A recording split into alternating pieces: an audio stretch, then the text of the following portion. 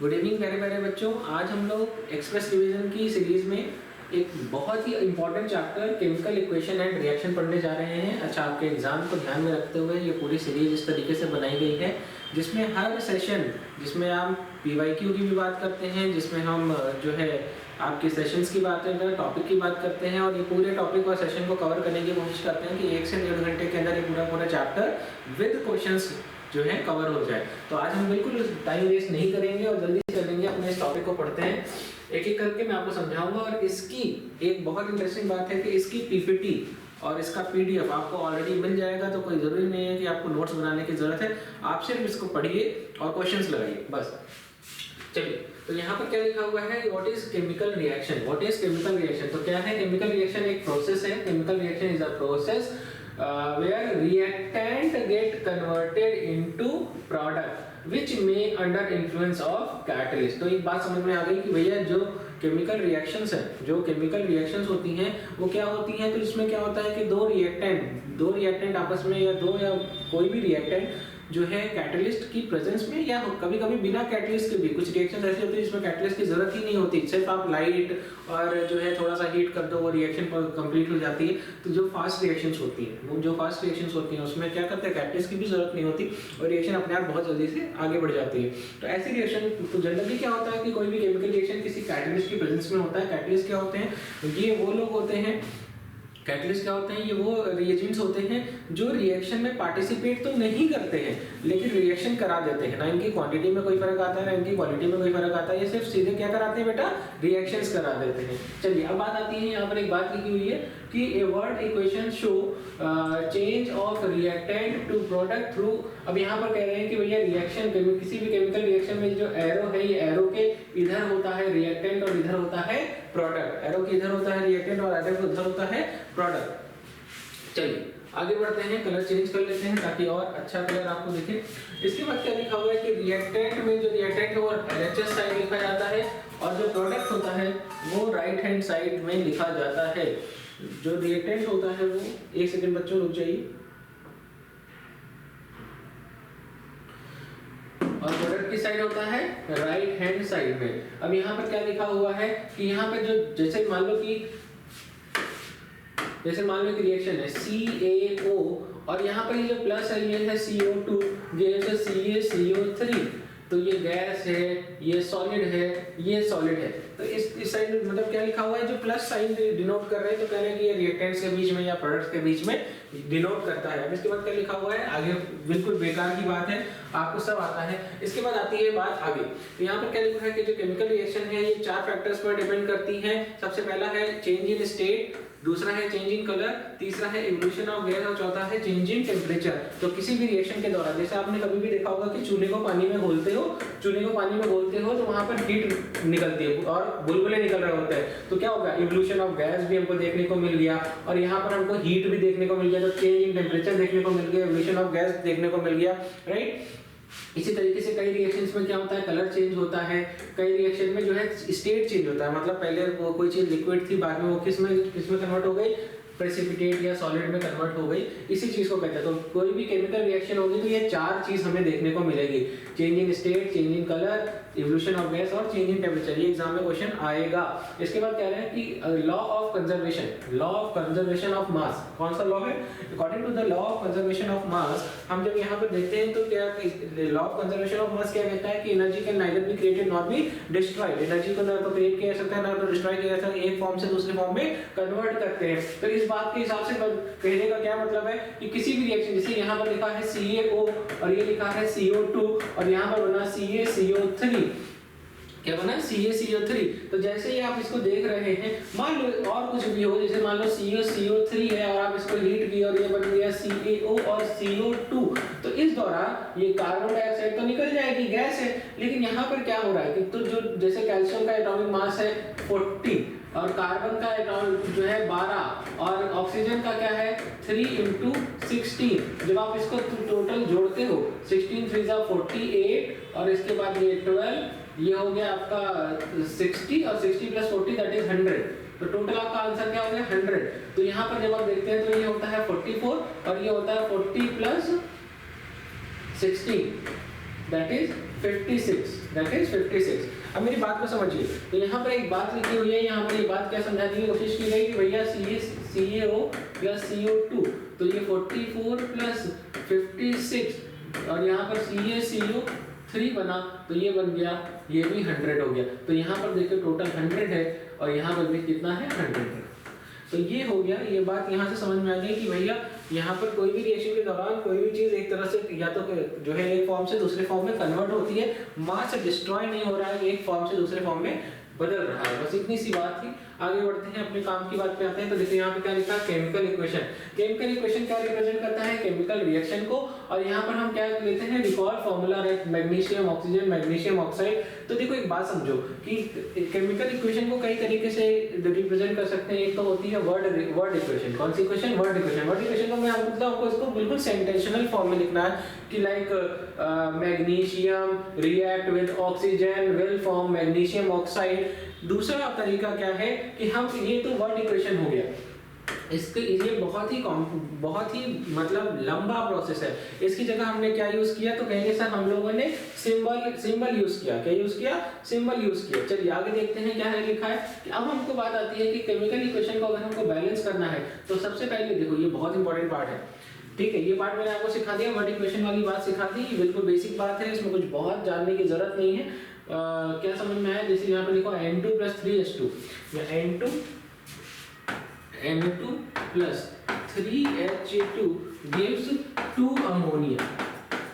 कोई दिक्कत नहीं आ रही है। चलिए यहाँ तक समझ में आ गया, तो हम इसके आगे बात करते हैं। तो यहाँ पर देखिए क्या लिखा हुआ है, अब हम बैलेंसिंग ऑफ केमिकल रिएक्शन पढ़ने जा रहे हैं। जो एग्जाम में क्वेश्चन आ रहा है सिर्फ हम उस पर बात करेंगे। तो यहाँ पर हम क्या पढ़ने जा रहे हैं, बैलेंसिंग ऑफ केमिकल इक्वेशन। जब मैं केमिकल इक्वेशन को बैलेंस करने की बात आती है तो सबसे पहले क्या लिखा हुआ है कि आप बॉक्सेस ड्रॉ करिए हर फॉर्मूले के, और इसके बाद क्या होता है, और बॉक्स के अंदर हम किसी भी चीज को चेंज नहीं करेंगे। जैसे यहाँ पर मान लिखा CaO और यहाँ लिखा है CO2 और यहाँ लिखा है CaCO3।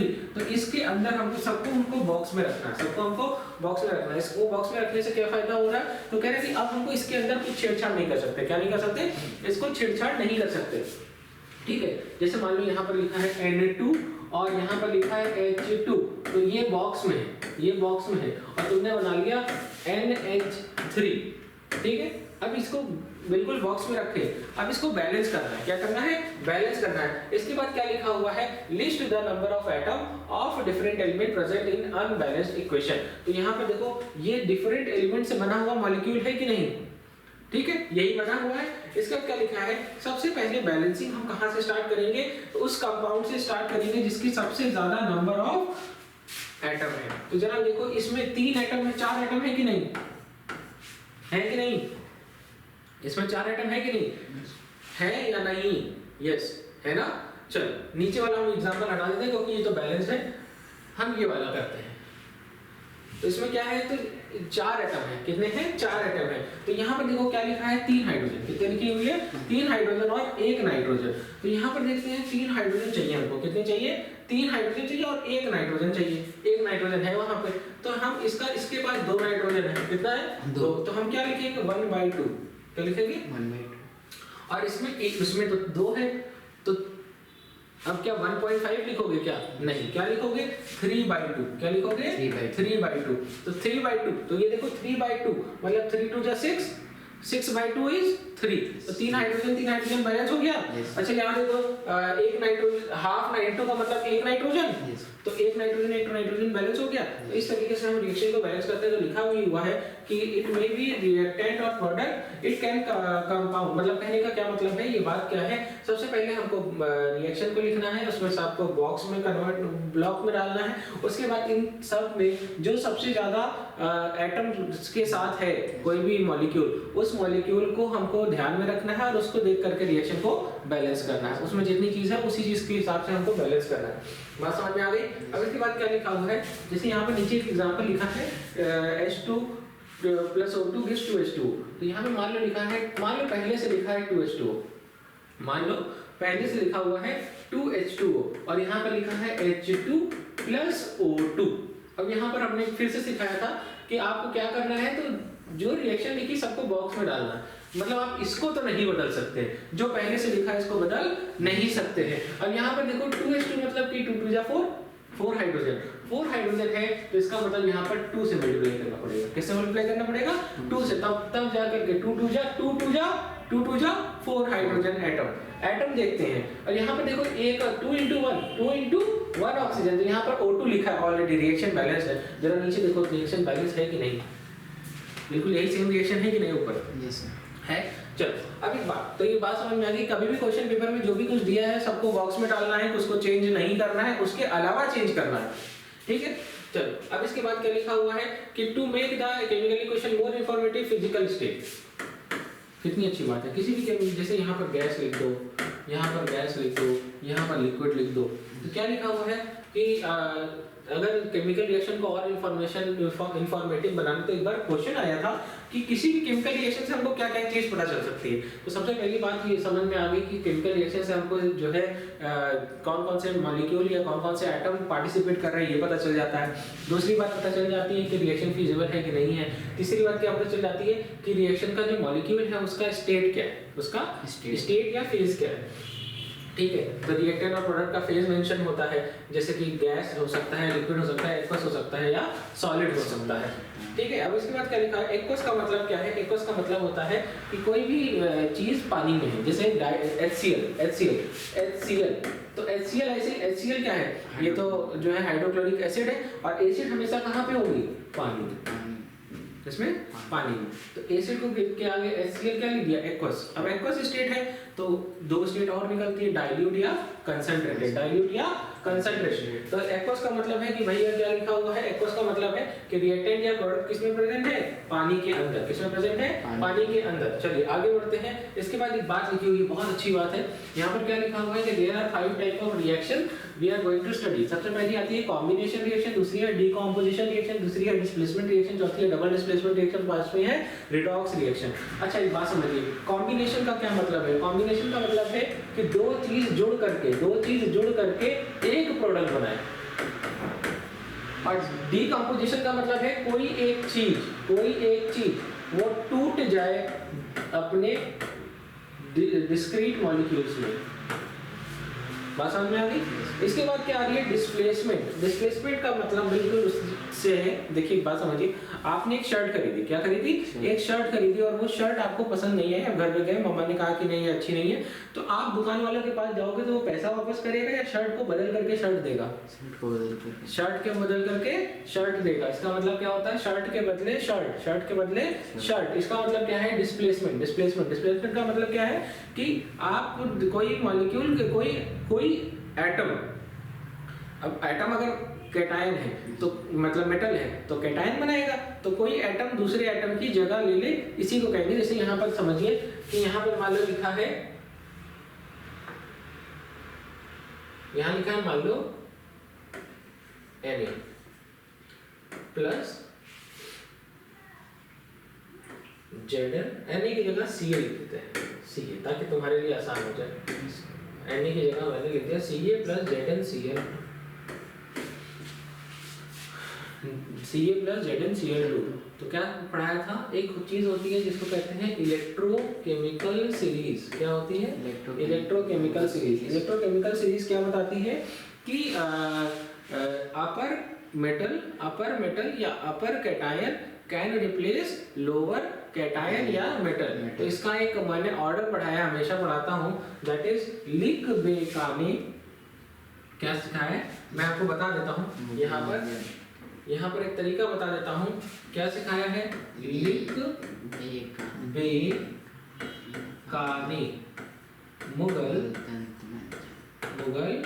मंजन कर, फिर कोल्ड ड्रिंक को नी संकोच पी हा।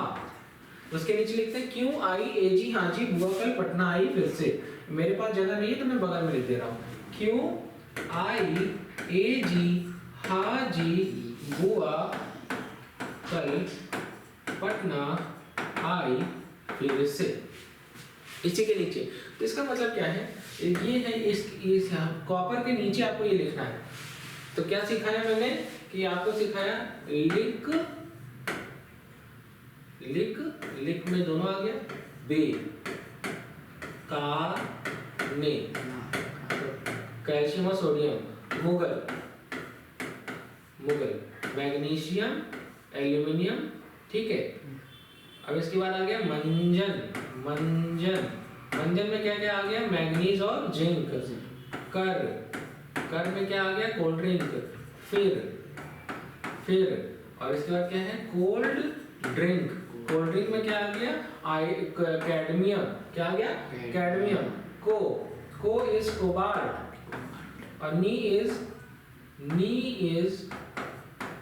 निकल। संकोच, तो संकोच दैट इज टिन, और पी दैट इज लेड।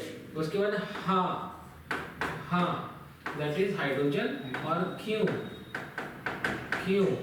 इसके बाद क्या होगा, आई, एजी, हाजी, बुआ इज दिस, बुआ, कल, पटना, आई, फिर से,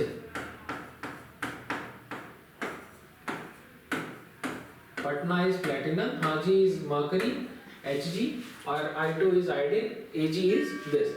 तो क्या सिखाया मैंने कि लिख बे काने, मुगल मंजन कर, फिर कोल्ड ड्रिंक को निसंकोच पी, हाँ क्यों आई, एजी, हाजी, बुआ, कल, पटना, आई, फिर से। अब एक बात समझिएगा कि यहाँ पर एक निमोनिक्स लिख लीजिए, पॉइंट लिख लीजिएगा कि अपर मेटल या cation can replace lower metal या cation from its salt solution, ठीक है। चलिए, फ्रॉम इट्स सॉल्ट सॉल्यूशन। अब इस बात से यहाँ पर हमको क्या सीखने को मिलता है, तो जैसे यहाँ पर देखिए क्या आपने देखा कि हमने लिया कैल्शियम और इसको ट्रीट किया ZnCl2 के साथ। कैल्शियम को किसके साथ ट्रीट किया, ZnCl2। अच्छा, दो ये जिंक भी डाइवैलेंट कैटायन है और कैल्शियम भी डाइवैलेंट कैटायन है। तो एक बात पढ़ते हैं, लिख बे काने मुगल, काने इज कैल्शियम और मुगल मंजन जिंक इज, तो कैल्शियम ऊपर है जिंक के। तो यहाँ पर एक बात लिखी है कि अपर मेटल रिप्लेस कर सकता है लोअर कैटायन को। तो यहाँ पर ये किस फॉर्म में होगा, Zn+2 और +2Cl- ऐसा ही कुछ होगा। हाँ, Cl2 है, क्लोरीन के ऊपर एक मोनोवैलेंट होता है ना, मोनोवैलेंट एनायन। तो कैल्शियम किसकी जगह ले लेगा, जिंक की, और क्या हो जाएगा, कैल्शियम किसको रिप्लेस करेगा, जिंक को। तो यहाँ पर क्या बन जाएगा, CaCl2 और साथ में क्या आ जाएगा, जिंक। क्या आ जाएगा, CaCl2 और साथ में क्या आ जाएगा, जिंक। तो ये बात पूरी समझ में आ गई। चलिए मैं इसको इरेज कर रहा हूँ। यहाँ पर देखिए क्या लिखा हुआ है, जैसे मान लो डबल डिस्प्लेसमेंट लिखा था, डबल की स्पेलिंग में एक थोड़ा सा गलती हो गया, दैट इज DOU होता है, ठीक है।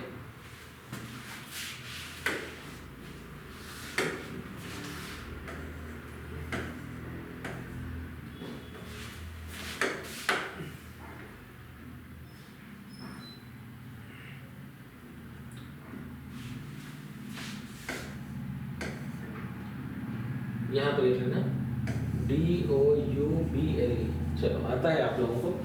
अब मेरी बात को समझो, डबल डिस्प्लेसमेंट रिएक्शन की अगर मैं बात करता हूँ तो मैं क्या बात करूँगा, तो कहेंगे सर आप ऐसा करिए ZnCl2 ले लीजिए और साथ में आप ले लीजिए H2SO4, ठीक है।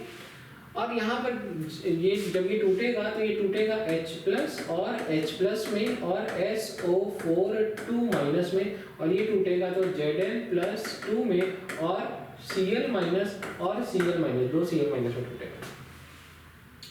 होगा क्या कि लिख बे काने मुगल मंजन कर, फिर कोल्ड ड्रिंक को नहीं संकोच पी, हाँ। तो जिंक ऊपर आता है और हाइड्रोजन नीचे, तो जिंक विल रिप्लेस दिस। अब होगा क्या, तो यहाँ पर बनेगा ZnSO4 और साथ में अब ये जो दो हाइड्रोजन ये निकल रहे हैं ये इसकी जगह ले लेंगे और क्या बनेगा 2 मोल्स ऑफ HCl, क्योंकि हाइड्रोजन देखो ये ये हाइड्रोजन जाएगा और इस क्लोरीन के साथ बाइंड करेगा, ठीक है। और ये जो दूसरा वाला हाइड्रोजन है वो किसके साथ बाइंड करेगा, इसके साथ। और जो आपका ये जिंक है ये किसके साथ बाइंड करेगा, इसके साथ। दिख रहा है बच्चों? मुझे उम्मीद है कि आप लोगों को बिल्कुल साफ दिख रहा है, समझ में आना चाहिए। तुमको आ रहा है? Yes. चलो, तो यहाँ तक समझ में आ गया। चलिए, डबल डिस्प्लेसमेंट समझ में आ गया। अब एक चीज होती है, अभी यहाँ पर तीसरी रिएक्शन दी है, आखिरी है, that is redox reaction. Redox reaction क्या होती है? तो कहेंगे सर ऐसी रिएक्शन जिसमें ऑक्सीडेशन भी हो और रिडक्शन भी हो एक ही साथ, ऑक्सीडेशन और रिडक्शन साइमल्टेनियसली हो, उसको क्या कहते हैं? Redox reaction. अभी सिखा देंगे। तो यहाँ पर एक एक करके देखते हैं। सबसे पहले आते हैं कॉम्बिनेशन। मैं देखो मेरा पढ़ाने का तरीका ये है कि आप टॉपिक पढ़ने से पहले ही सब कुछ जान जाओ, लेकिन उसके बाद भी हम लोग लाइन बाय लाइन पढ़ेंगे। यहाँ पर क्या लिखा हुआ है कि CaO और H2O, तो क्या बना भैया? CaOH का होल ट्वाइस कैल्शियम हाइड्रोक्साइड, ठीक है। तो यहाँ पर ये दिस इज कॉम्बिनेशन रिएक्शन कर रहे हैं, जब दो रिएक्टेंट कंबाइन कर रहे हैं और एक प्रोडक्ट बना रहे हैं तो उसको क्या कहते हैं? Combination reaction. जैसे कि कैल्शियम ऑक्साइड जो है पानी के साथ रिएक्ट करता है और क्या बनाता है? Slaked lime. This is slaked lime. क्या बना रहा है? Slaked lime. अब इसके बाद क्या लिखा हुआ है? Calcium hydroxide slowly react slowly with carbon dioxide and form calcium carbonate in the water। अच्छा, एक बहुत अच्छी इंटरेस्टिंग बात बता देते हैं। कहानी है, जैसे तुम लोग कभी चूना सुना है? चूना लगा दिया है दीवार पे, जो है पहले पेंट की जगह पर चूना लगाते थे, वाइट वॉशिंग कहते थे उसको। तो होता क्या है कि जब कभी वो चूना लेकर के आते थे, अब चूना लेकर के आते थे और उसको एक बकेट में पानी भर देते थे, बकेट में पानी भर देते थे और उसमें क्या मिला देते थे? चूना। और आपको पता है ये जो चूना मिलाते थे तो ये मिलाने के बाद जो सोल्यूशन बनता था उस सोल्यूशन का कलर वाइट नहीं होता था। कैसा नहीं होता था? वो बिल्कुल मिट्टी जैसा पानी लगता था, ट्रांसपेरेंट होता था। कैसा होता था? ट्रांसपेरेंट। तो इसमें क्या करते थे? ऐसे ब्रश को डालते थे, ब्रश को भिगाते थे और ऐसे लगा देते थे। ब्रश को भिगा करके दीवारों पे ऐसे ऐसे लगा देते थे। और आपको जान के हैरानी होगी, ऐसा लगता था कि दीवार पे किसी ने पानी लगा दिया है, दीवार पर किसी ने पानी लगा दिया। उसमें कोई कलर नहीं आता था, कोई कलर नहीं आता था। क्योंकि होता क्या था, वहाँ हम मार्केट से खरीद के लाते थे कैल्शियम ऑक्साइड और उसको हम पानी में मिलाते थे और वो बना देता था कैल्शियम हाइड्रोक्साइड। क्या बनाता था? Calcium hydroxide. अच्छा, इसका दूसरा तरीका भी जान लो, दूसरा भी जान लो। जैसे कह रहे हैं कि कभी कभी क्या होता है कि सर तो बुलबुले कहाँ से आते थे, मुझसे पूछ सकते हैं, तो मैं आपको दिखाता हूँ। लाते थे कैल्शियम कार्बोनेट, लाते थे व्हाइट कलर का चूना और इसको मिलाते थे पानी में और ये बनाता था CaOH का होल ट्वाइस और कार्बन डाइऑक्साइड गैस निकलती थी। और इसीलिए जब चूने को पानी में मिलाते थे तो बुलबुले निकलते थे। क्या निकलते थे? और ये बहुत ही ज्यादा एक्सोथर्मिक रिएक्शन होती थी। डेल्टा H की वैल्यू नेगेटिव होती है, मतलब हीट निकलती है, बहुत गर्म होता है। हाथ डाल दोगे हाथ में छाले पड़ जाएंगे, इतना गर्म होता है। तो यहाँ पर ये समझ में आ गया। अब ये समझ में आ गया तो मैं आपको आगे की कहानी बताता हूँ। आपने दीवार पर क्या लगाया और व्हाइट कलर का क्या होता है? चूना। और ये क्या होता है? कलरलेस। क्या होता है? कलरलेस। आपने दीवार पर क्या लगाया? कैल्शियम हाइड्रोक्साइड लगाई, calcium carbonate, calcium hydroxide, calcium hydroxide. जब आपने दीवार पर कैल्शियम हाइड्रोक्साइड लगाया तो उसका कोई कलर आएगा? तो नहीं आएगा। तो होगा क्या? तो ये होगा क्या, उस जब दीवार पर आप इसको लगा दोगे, जब आप दीवार पर इसको लगा दोगे, जब आप दीवार पर इसको लगा दोगे तो होगा क्या? कहानी ये होगी कि दीवार पर जब आपने इसको लगा दिया, दीवार पर जब आपने इसको लगा दिया तो ये क्या करेगा? एयर में प्रेजेंट कार्बन डाइऑक्साइड को एयर में प्रेजेंट कार्बन डाइऑक्साइड से रिएक्ट कर जाएगा। किससे रिएक्ट करेगा? एयर में प्रेजेंट कार्बन डाइऑक्साइड। और जब एयर में प्रेजेंट कार्बन डाइऑक्साइड के साथ रिएक्ट करेगा तो ये बनाएगा CaCO3। क्या बनाएगा? CaCO3। और CaCO3 किस कलर का होता है? व्हाइट। किस कलर का होता है? व्हाइट। अच्छा, ये देखो, ये है OH और ये है OH, ठीक है। ये है Ca और यहाँ पर तुमने और जोड़ा CO2। तो देखो कहानी होगी क्या? कैल्शियम, ऑक्सीजन, कार्बन डाइऑक्साइड, तो क्या बनाया? CaCO3। क्या बनाया? CaCO3। अच्छा, यहाँ पर बच क्या गया? तो बच क्या गया? Is H2O। क्या बच गया, H2O। और यहाँ साथ में क्या बना H2O। तो कभी भी जाकर के देख लेना कि अगर जिन्होंने देखा होगा, जिन बच्चों ने देखा होगा कि घर में चूना वूना होता होगा तो दीवार कई दिनों तक भीगी रहती है, ऐसा लगता है दीवार गीली गीली दीवार है, ठीक है।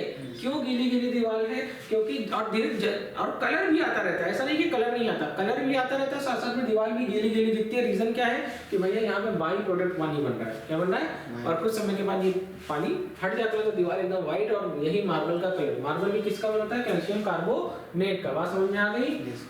तो यहाँ पर क्या लिखा है, कैल्शियम हाइड्रोक्साइड रिएक्ट करता है स्लोली कार्बन डाइऑक्साइड जो कि एयर में प्रेजेंट होती है, और इसके बाद ये क्या बनाता है, बहुत ही पतली लेयर बनाता है कैल्शियम कार्बोनेट की वॉल पर। और इसके बाद क्या लिखा हुआ है, तो ये लिखा भी है कैल्शियम कार्बोनेट जो बनता है वो 2 से 3 दिन बाद बनता है व्हाइट वॉशिंग के, और ये इसको कैसा फिनिश देता है, शाइनी और फिनिश देता है किसको, वॉल को। अब बात आती है, it is interesting to note that the chemical formula of marble is calcium carbonate CaCO3। सिखा दिया, कोई दिक्कत नहीं, आता है।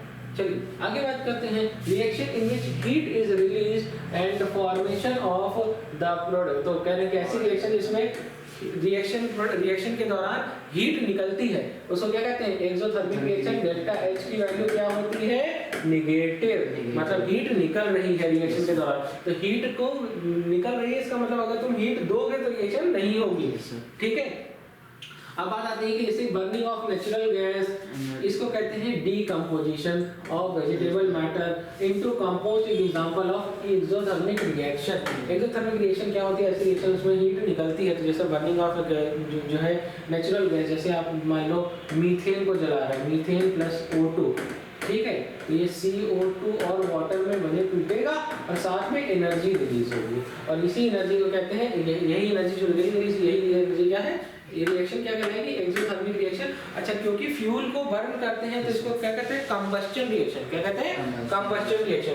कंबस्टन रिएक्शन क्यों कहते हैं, क्योंकि यहाँ पर कंप्लीट ऑक्सीडेशन हो रहा है, कुछ बच नहीं रहा है, कार्बन डाइऑक्साइड और पानी बन रहा है, ठीक है। अब बात आती है कि दूसरी रिएक्शन होती है endothermic reaction. Endothermic reaction delta H की वैल्यू क्या होती है, पॉजिटिव, और रिएक्शन ऐसी रिएक्शन जैसे मान लो लिखा है N2 + 3H2, और रिएक्शन के ऊपर हीट लिखा है, इसका मतलब हमको हीट देना पड़ेगा, तो लिखा हुआ है कि, और यहाँ पर बनेगा 2 अमोनिया।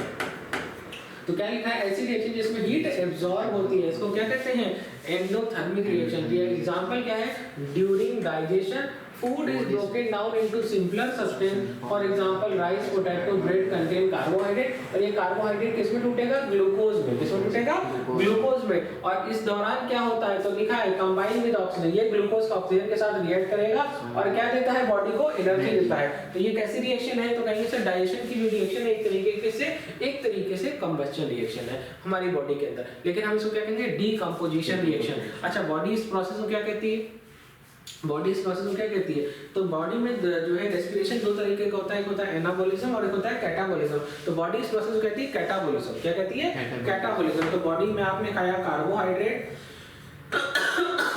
कार्बोहाइड्रेट ब्रेक हुआ और ठीक है, एंजाइम की प्रेजेंस में क्या बना, ग्लूकोज जो है ये कहाँ गया, सेल के अंदर, यहाँ पर फिर एंजाइम की मदद से क्या बनेगा, कार्बन डाइऑक्साइड, वाटर और एनर्जी।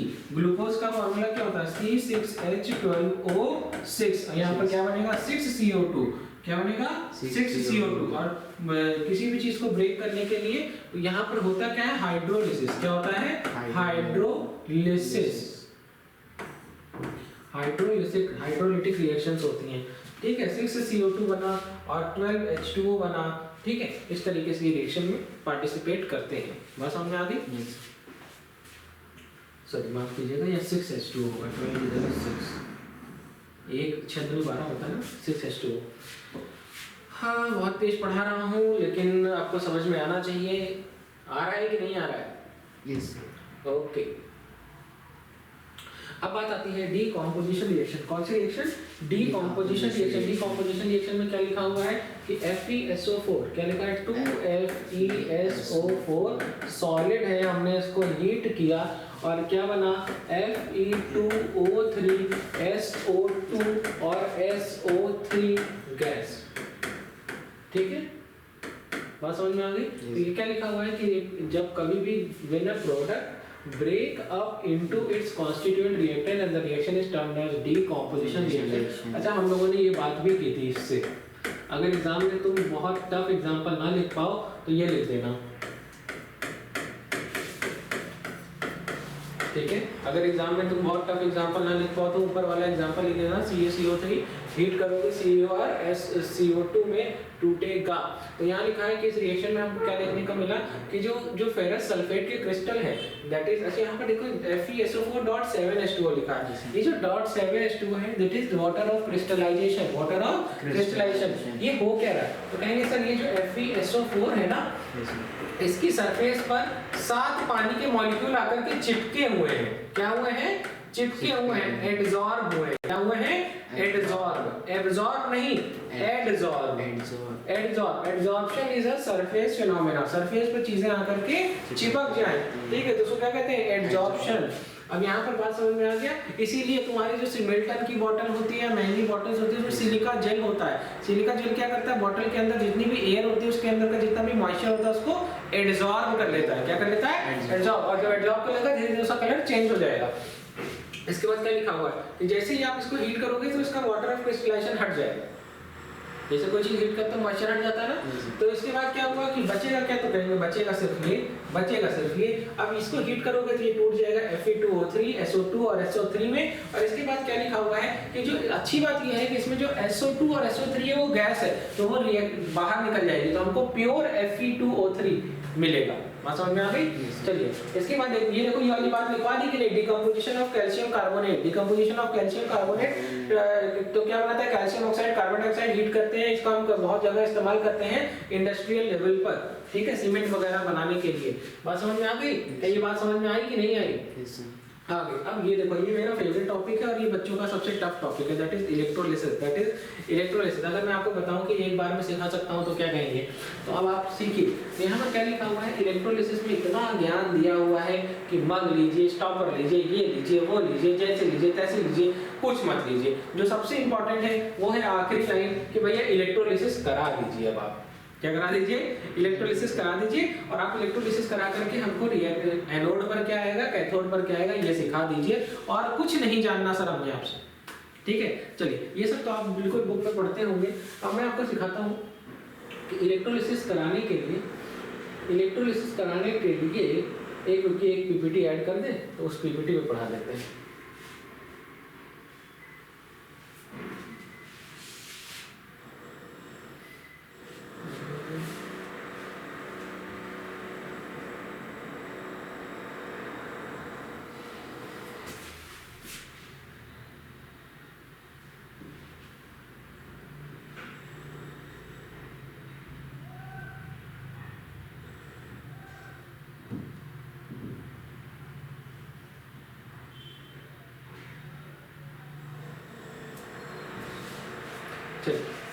देखिए और सीखिए। देखिए होता क्या है इलेक्ट्रोलिसिस, एक कंटेनर लिया, क्या लिया? एक कंटेनर लिया और इस कंटेनर में एक ले लिया 2 इलेक्ट्रोड। क्या ले लिया? ठीक है। अच्छा, एक शब्द है लोन। क्या लेना चाहिए नहीं लेना चाहिए? नहीं लेना चाहिए। LOAN, L for left hand side, O for oxidation of cell, A for anode और N for negative। एनोड पर क्या करके डिपॉजिट होता है? एनायन। क्या होता है? एनायन। तो इसका मतलब क्या है कि ये लेफ्ट हैंड साइड है, तो ये हमारा क्या बन गया? एनोड। क्या बन गया? तो ये वाला क्या बनेगा? कैथोड। ऐसे ही सीखो। और यहाँ पर लगा दो बैटरी। क्या लगा दो? बैटरी, मतलब इलेक्ट्रिसिटी का सोर्स चाहिए। और इसके बाद कुछ मत करो, यहाँ पर क्या ले लोगे? सोल्यूशन। क्या लोगे? सोल्यूशन।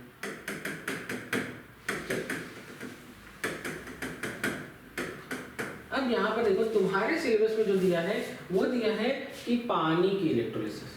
मैं तो आपको हर तरीके के जो है इलेक्ट्रोलिसिस सिखा सकता हूँ, लेकिन अभी मैं आपको वो सिखाऊंगा जो आपके सिलेबस में है।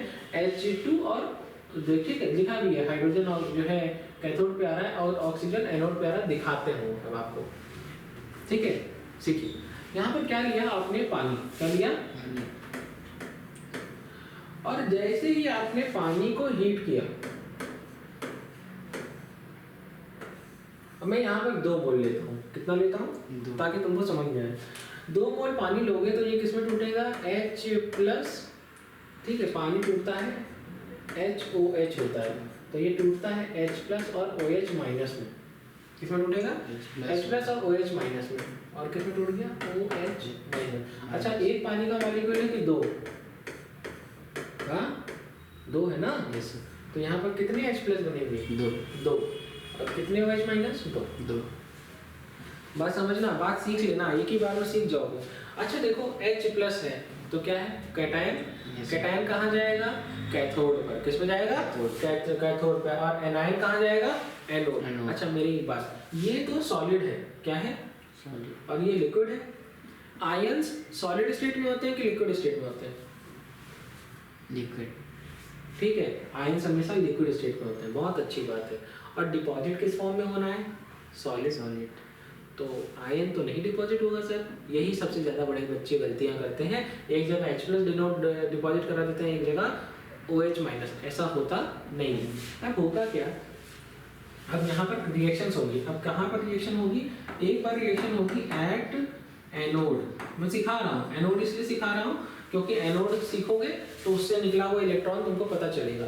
एट एनोड क्या होगा, तो आप एनोड पर क्या होगा तो कहेंगे 2 OH- है ना, yes. और 2 OH-, अब देखो होगा क्या, दिस इज ऑक्सीजन, मैं पूरा दिखा रहा हूँ तुम लोग को,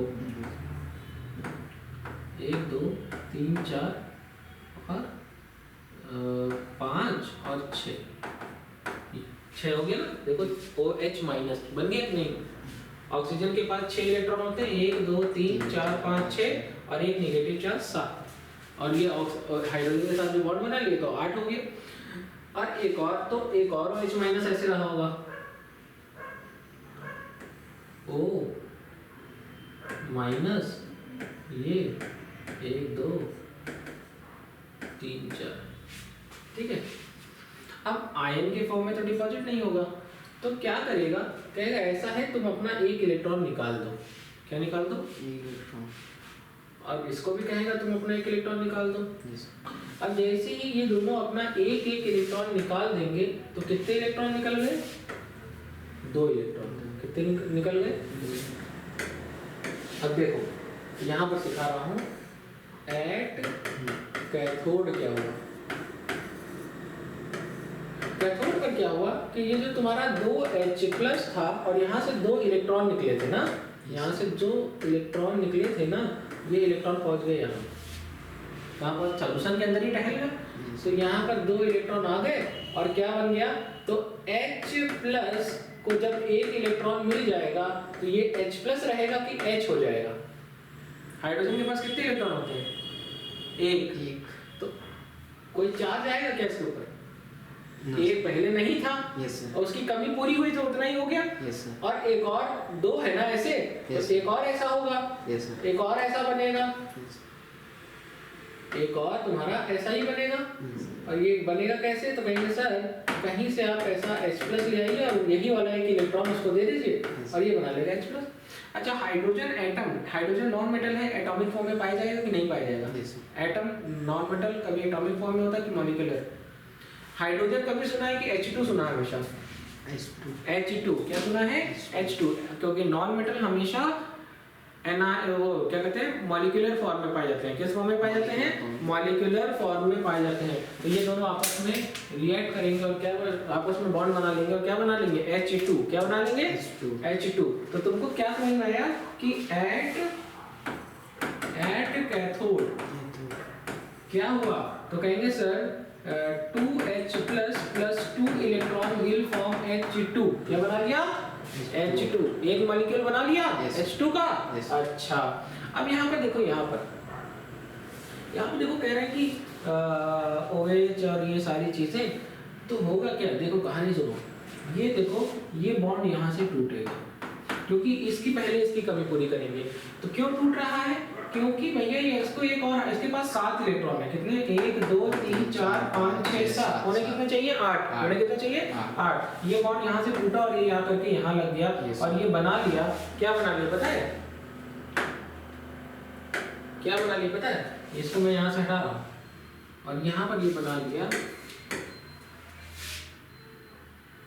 ये वाला बॉन्ड बना लिया हाइड्रोजन के साथ।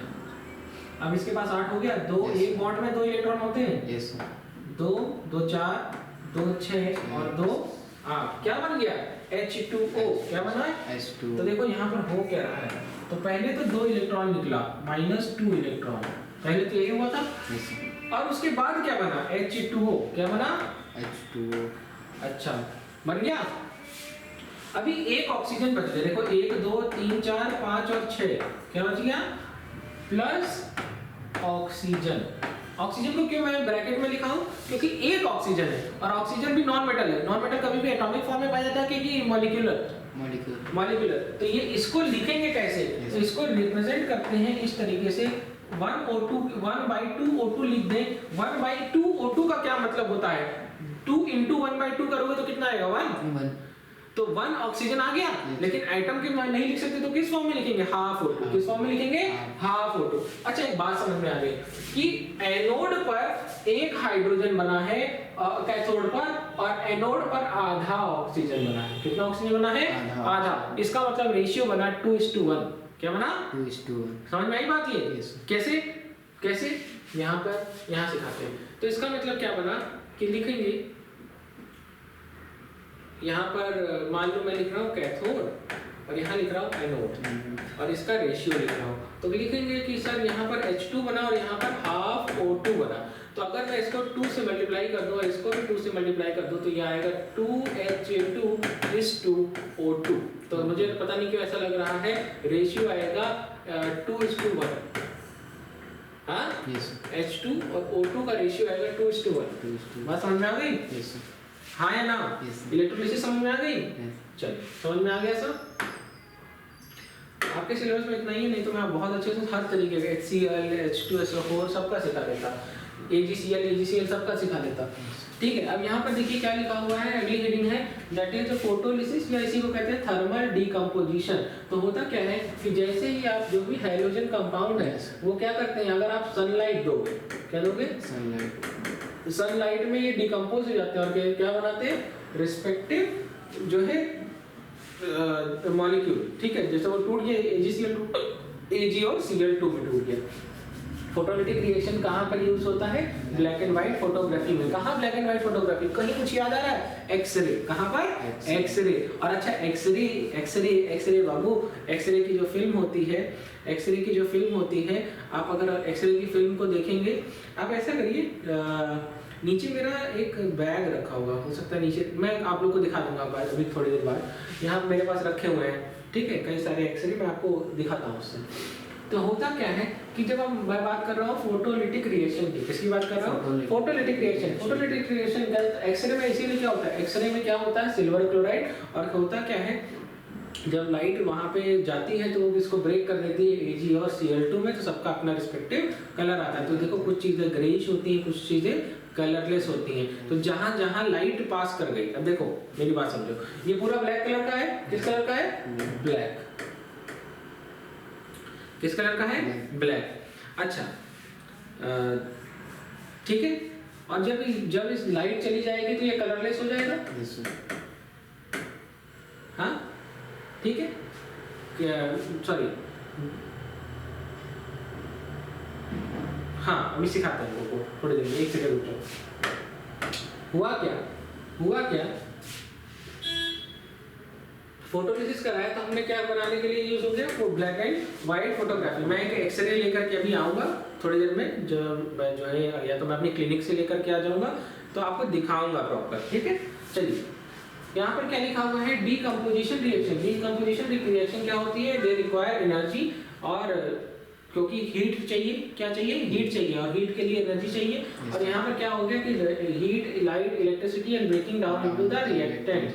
इसके बाद क्या लिखा है कि reaction in which energy is absorbed is known as endothermic reaction. कोई दिक्कत नहीं है, लिखा हुआ है कि एक एलिमेंट, ये देखो ये तो पढ़ा चुका डिस्प्लेसमेंट रिएक्शन। तो देखो लिख बे काने मुगल मंजन जिंक पे ऊपर आ गया, और लिख बे काने मुगल मंजन जिंक ऊपर आ गया, कर फिर कोल्डिंग को नहीं संकोच भी, हाँ तो जिंक कैन रिप्लेस हाइड्रोजन, बताया ना, upper metal can replace lower metal. तो यहाँ पे देखो जिंक, अच्छा क्योंकि ये मोनोवैलेंट है, क्या है, मोनोवैलेंट, और जिंक क्या है, डाईवैलेंट। तो यहाँ पर इसके ऊपर तो ये 2 और ये होता है 1। अगर आपको आता हो, नहीं भी आता हो तो मैं सिखा दे रहा हूँ। तो यहाँ पर ये हो गया, जैसे यहाँ पर लिखा है, मान लो H2S, ये बना कैसे होगा ये सीख लो। ये बना ऐसे होगा, सल्फर लिखा होगा और हाइड्रोजन लिखा होगा। सल्फर का जो वैलेंसी होगा वो होगा 2 और हाइड्रोजन की क्या होगा 1। तो क्या होता है, ये इससे मल्टीप्लाई होता है, ये इससे मल्टीप्लाई होता है, और क्या बना लेते हैं H2S। कुछ याद आ गया होगा, है ना, आपको याद आ गया होगा। ये सब बहुत बेसिक चीजें हैं, 9th क्लास में पढ़ा होगा आप लोगों ने। तो यही इसको रिप्लेस, तो ये डाईवैलेंट कैटायन है, तो इसके ऊपर 2 नेगेटिव चार्ज है, तो जिंक के ऊपर कितना है, 2 पॉजिटिव चार्ज, ठीक है। तो ये जो है यहाँ पर आ गया, और क्या बना लिया ZnS, और साथ में क्या बन गया H2। इस तरीके की रिएक्शन कहलाती है डिस्प्लेसमेंट रिएक्शन। क्या होती है, डिस्प्लेसमेंट रिएक्शन। तो यहाँ पर क्या लिखा है, when an element displaces another element in respective compound of lower reactivity is said to be displacement reaction। आगे यहाँ पर देखिए कुछ रिएक्शंस लिखी हुई है, मैं आपको ऐसे ही सिखा देता हूँ, मुझे पता है कि आपको आता है। देखो लिख बे काने, जो मैं बोल रहा हूँ सिर्फ उसको ध्यान में रखोगे, सारे क्वेश्चन एग्जाम में क्रैक होंगे, सारे क्वेश्चन। लिख बे काने मुगल मंजन, कर फिर कोल्डिंग को नहीं संकोच भी, हाँ क्यों, हाँ क्यों, क्यों, दैट इज कॉपर। तो जिंक कैन रिप्लेस कॉपर। अच्छा कॉपर भी डाईवैलेंट होता है, जिंक भी डाईवैलेंट होता है। तो देखो यहाँ पर क्या लिखा हुआ है, जिंक जो है कॉपर की जगह लिया और क्या बनाया ZnSO4 और साथ में कॉपर, साथ में कॉपर, ZnSO4 और साथ में ZnSO4 और साथ में कॉपर। अच्छा लिख बे काने Mughal, Mughal that is aluminium, Mughal that is aluminium, लिख बे काने मुगल तो दैट इज एल्यूमिनियम, और मंजन कर फिर कोल्डिंग को नहीं संकोच भी, हाँ क्यों, तो एल्यूमिनियम कैन रिप्लेस कॉपर। तो अगेन एल्यूमिनियम के ऊपर क्या होता है, +3 चार्ज होता है, कैसा होता है, ट्राईवैलेंट। एल्यूमिनियम कैसा होता है, ट्राईवैलेंट। Al के ऊपर +3 और कॉपर के ऊपर +2। तो क्या होगा, बैलेंस करते हैं। तो यहाँ पर देखो, यहाँ पर लिखोगे Al, दिख रहा है कि नहीं दिख रहा है, हाँ दिख रहा है, Al प्लस कॉपर सल्फेट, हाँ। तो Al अगर आएगा तो Al, और इसकी ये तोड़ोगे तो इसके पास 2 नेगेटिव चार्ज, और इसके ये Al के नीचे लिखोगे 3 और SO4 के नीचे लिखोगे 2। तो इसको इससे मल्टीप्लाई करोगे, इससे तो क्या बनेगा Al2SO4 का होल थ्राइस, Al2SO4 का होल थ्राइस। समझ में आ गई बात। तो यहाँ पर देखो बना भी है Al2SO4 का होल थ्राइस, ठीक है। तो इसका मतलब हमको 3 ये चाहिए होगा, तो यहाँ पर 3 से मल्टीप्लाई कर देंगे। तो कॉपर कितना बना 3, और एल्यूमिनियम कितना चाहिए होगा 2, ठीक है। बात समझ में आ गई। रिएक्शन बैलेंस कर लोगे, सिखा दिया था। रिएक्शन बैलेंस करना क्या होगा, सबसे पहले इसको, इसमें इसको ध्यान में रख करके, इसमें इसको ध्यान में रख करके, इसमें इसको ध्यान में रख करके, इसमें इसको ध्यान में रख करके रिएक्शन को बैलेंस करना है, इसमें इसको ध्यान में रख करके रिएक्शन को बैलेंस करना है, ठीक है। सिखा देंगे हम आपको सब। चलो यहाँ पर देखो लिखा हुआ है, एक रिएक्शन लिखी हुई है CaBr, ये देखो CaBr2 और इसको ट्रीट किया AgNO3। अच्छा ये तोड़ोगे तो इसके उसके ऊपर एक नेगेटिव आएगा NO3 माइनस, और ये आएगा Ag प्लस, और इसको तोड़ोगे तो Ca+2 और इसको लिखोगे तो Br माइनस और Br माइनस आएगा। यहाँ तक समझ में आ गया। अच्छा एक बात बताओ, मतलब कैल्शियम जो है इसमें एक ये डाईवैलेंट है और ये मोनोवैलेंट है, रिएक्शन बैलेंस करते समय आ जाएगा, काम हो जाएगा। लेकिन एक बात बताओ, लिख बे काने, लिख बे काने मुगल मंजन कर फिर गोल्डिंग को नहीं संकोच भी, हाँ QiAg, QiAg। तो कैल्शियम के नीचे सिल्वर आता है ना, तो कैल्शियम किसकी जगह जाएगा, सिल्वर की जगह। तो जब कैल्शियम सिल्वर की जगह जाएगा तो यहाँ पर तो NO3 माइनस है ना, और कैल्शियम के ऊपर कैसा चार्ज होता है, तो कहेंगे सर कैल्शियम तो डाईवैलेंट होता है। तो इसका मतलब यहाँ पर 2, यहाँ पर 2 और यहाँ पर 1, तो क्या होगा, तो कहेंगे सर ऐसा होगा। और जब तुम इसको सॉल्व करोगे तो क्या बनेगा, CaNO3 का होल ट्वाइस, CaNO3 का होल ट्वाइस। तो देखो ये बना नहीं है क्या सर, हाँ या ना? Yes. अच्छा, अब बात आती है, चलो ठीक है, कैल्शियम नाइट्रेट के पास चले गया, सिल्वर तो ब्रोमीन के पास जाएगा ना, तो सिल्वर इज मोनोवैलेंट और ब्रोमीन इज आल्सो मोनोवैलेंट, तो भैया क्या बन जाएगा, इसको इससे मल्टीप्लाई करो इससे तो क्या बन जाएगा AgBr, तो कितना चाहिए होगा 2, तो इसका मतलब जब आप रिएक्शन कराओगे तो CaBr2 प्लस AgNO3 क्या लिखोगे 2, क्या लिखोगे 2, समझ में आया? Yes. अरे हाँ या ना? Yes. आ रहा है कि नहीं आ रहा है? Yes, sir, आ रहा है। चलिए, तो क्या सीखा हम लोगों ने, लाइक Ca यहाँ साफ दूसरे कलर से कर लेते, देखिए कितना और पढ़ाना है टॉपिक। अरे chapter is about to end, कुछ नहीं बचा ही नहीं है, बस 5 मिनट और चैप्टर खत्म। आसान चैप्टर है, टफ तो नहीं लग रहा किसी को? CA.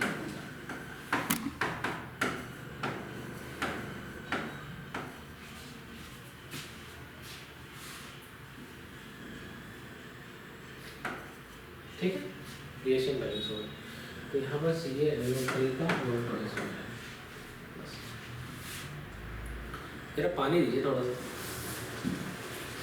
मुझे लग रहा है कि आप लोगों को समझ में आ रहा होगा और बहुत अच्छे से समझ में आ रहा होगा, क्योंकि मैंने एक एक चीज़, और पता है मैं एकदम बिल्कुल एक्सपर्ट की तरह आपको पढ़ा रहा हूँ इसमें आपको जो है कुछ भी ऐसा नहीं होना है कि जैसे मुझे नहीं आ रहा है या सर मुझे टफ लगेगा, मैं आपको हर तरीके के तरीके बता रहा हूँ कि भैया इसको इस तरीके से सॉल्व कर लेना मिटवा, ताकि एग्जाम में फंसो नहीं। अब यहाँ पर देखो क्या लिखा है, रिएक्शन इसमें जिसमें एक आयन दूसरे आयन के बीच में एक्सचेंज हो जाता है, इसको कहते हैं डबल डिस्प्लेसमेंट रिएक्शन। देखो ये सब जो थ्योरी है वो तो तुमको याद करना ही पड़ेगा कई बार, लेकिन मैं तुमको इस तरीके से बता देता हूँ कि यहाँ पर क्या है, मान लो तुमने शर्ट भी खरीदी और तुमने पैंट भी खरीदी और मम्मी को लेकर के गए दिखाए और मम्मी को दोनों ही पसंद नहीं आए, तो तुम दुकान वाले के पास जाओगे तो वो क्या करेगा, शर्ट और पैंट क्या करेगा, शर्ट और पैंट दोनों को बदल देगा। नया तो मतलब ये तो नहीं कहेगा कि वापस कर दो, क्या करेगा, बदल देगा तो शर्ट की जगह पे शर्ट देगा, पैंट की जगह पर पैंट देगा। ठीक है, अब यहाँ पर देखो क्या हुआ, हालांकि ये अभी जस्ट हम लोगों ने जो पहली वाली रिएक्शन करी थी वही डबल डिस्प्लेसमेंट रिएक्शन थी, है ना? Yes. ठीक है, उसमें दोनों एक दूसरे से एक्सचेंज कर रहे थे। यहाँ पर फिर से वही देख ले रहे हैं, तो क्या लिखा हुआ है कि डायरेक्शन देखो, यहाँ पर क्या लिया AgNO3 और क्या लिया NaCl। अच्छा, NaCl भी मोनोवैलेंट है और ये भी मोनोवैलेंट है, ये तो और आसान है, तो बहुत आसान है, इसमें तो कुछ करना ही नहीं है, रिएक्शन ही बैलेंस नहीं करनी तो ऐसे ही हो जाएगा। तो पता है क्या होगा, लिख बे काने मुगल मंजन कर, फिर कोल्ड ड्रिंक को नहीं संकोच पी, हाँ क्यों आई Ag इज नीचे।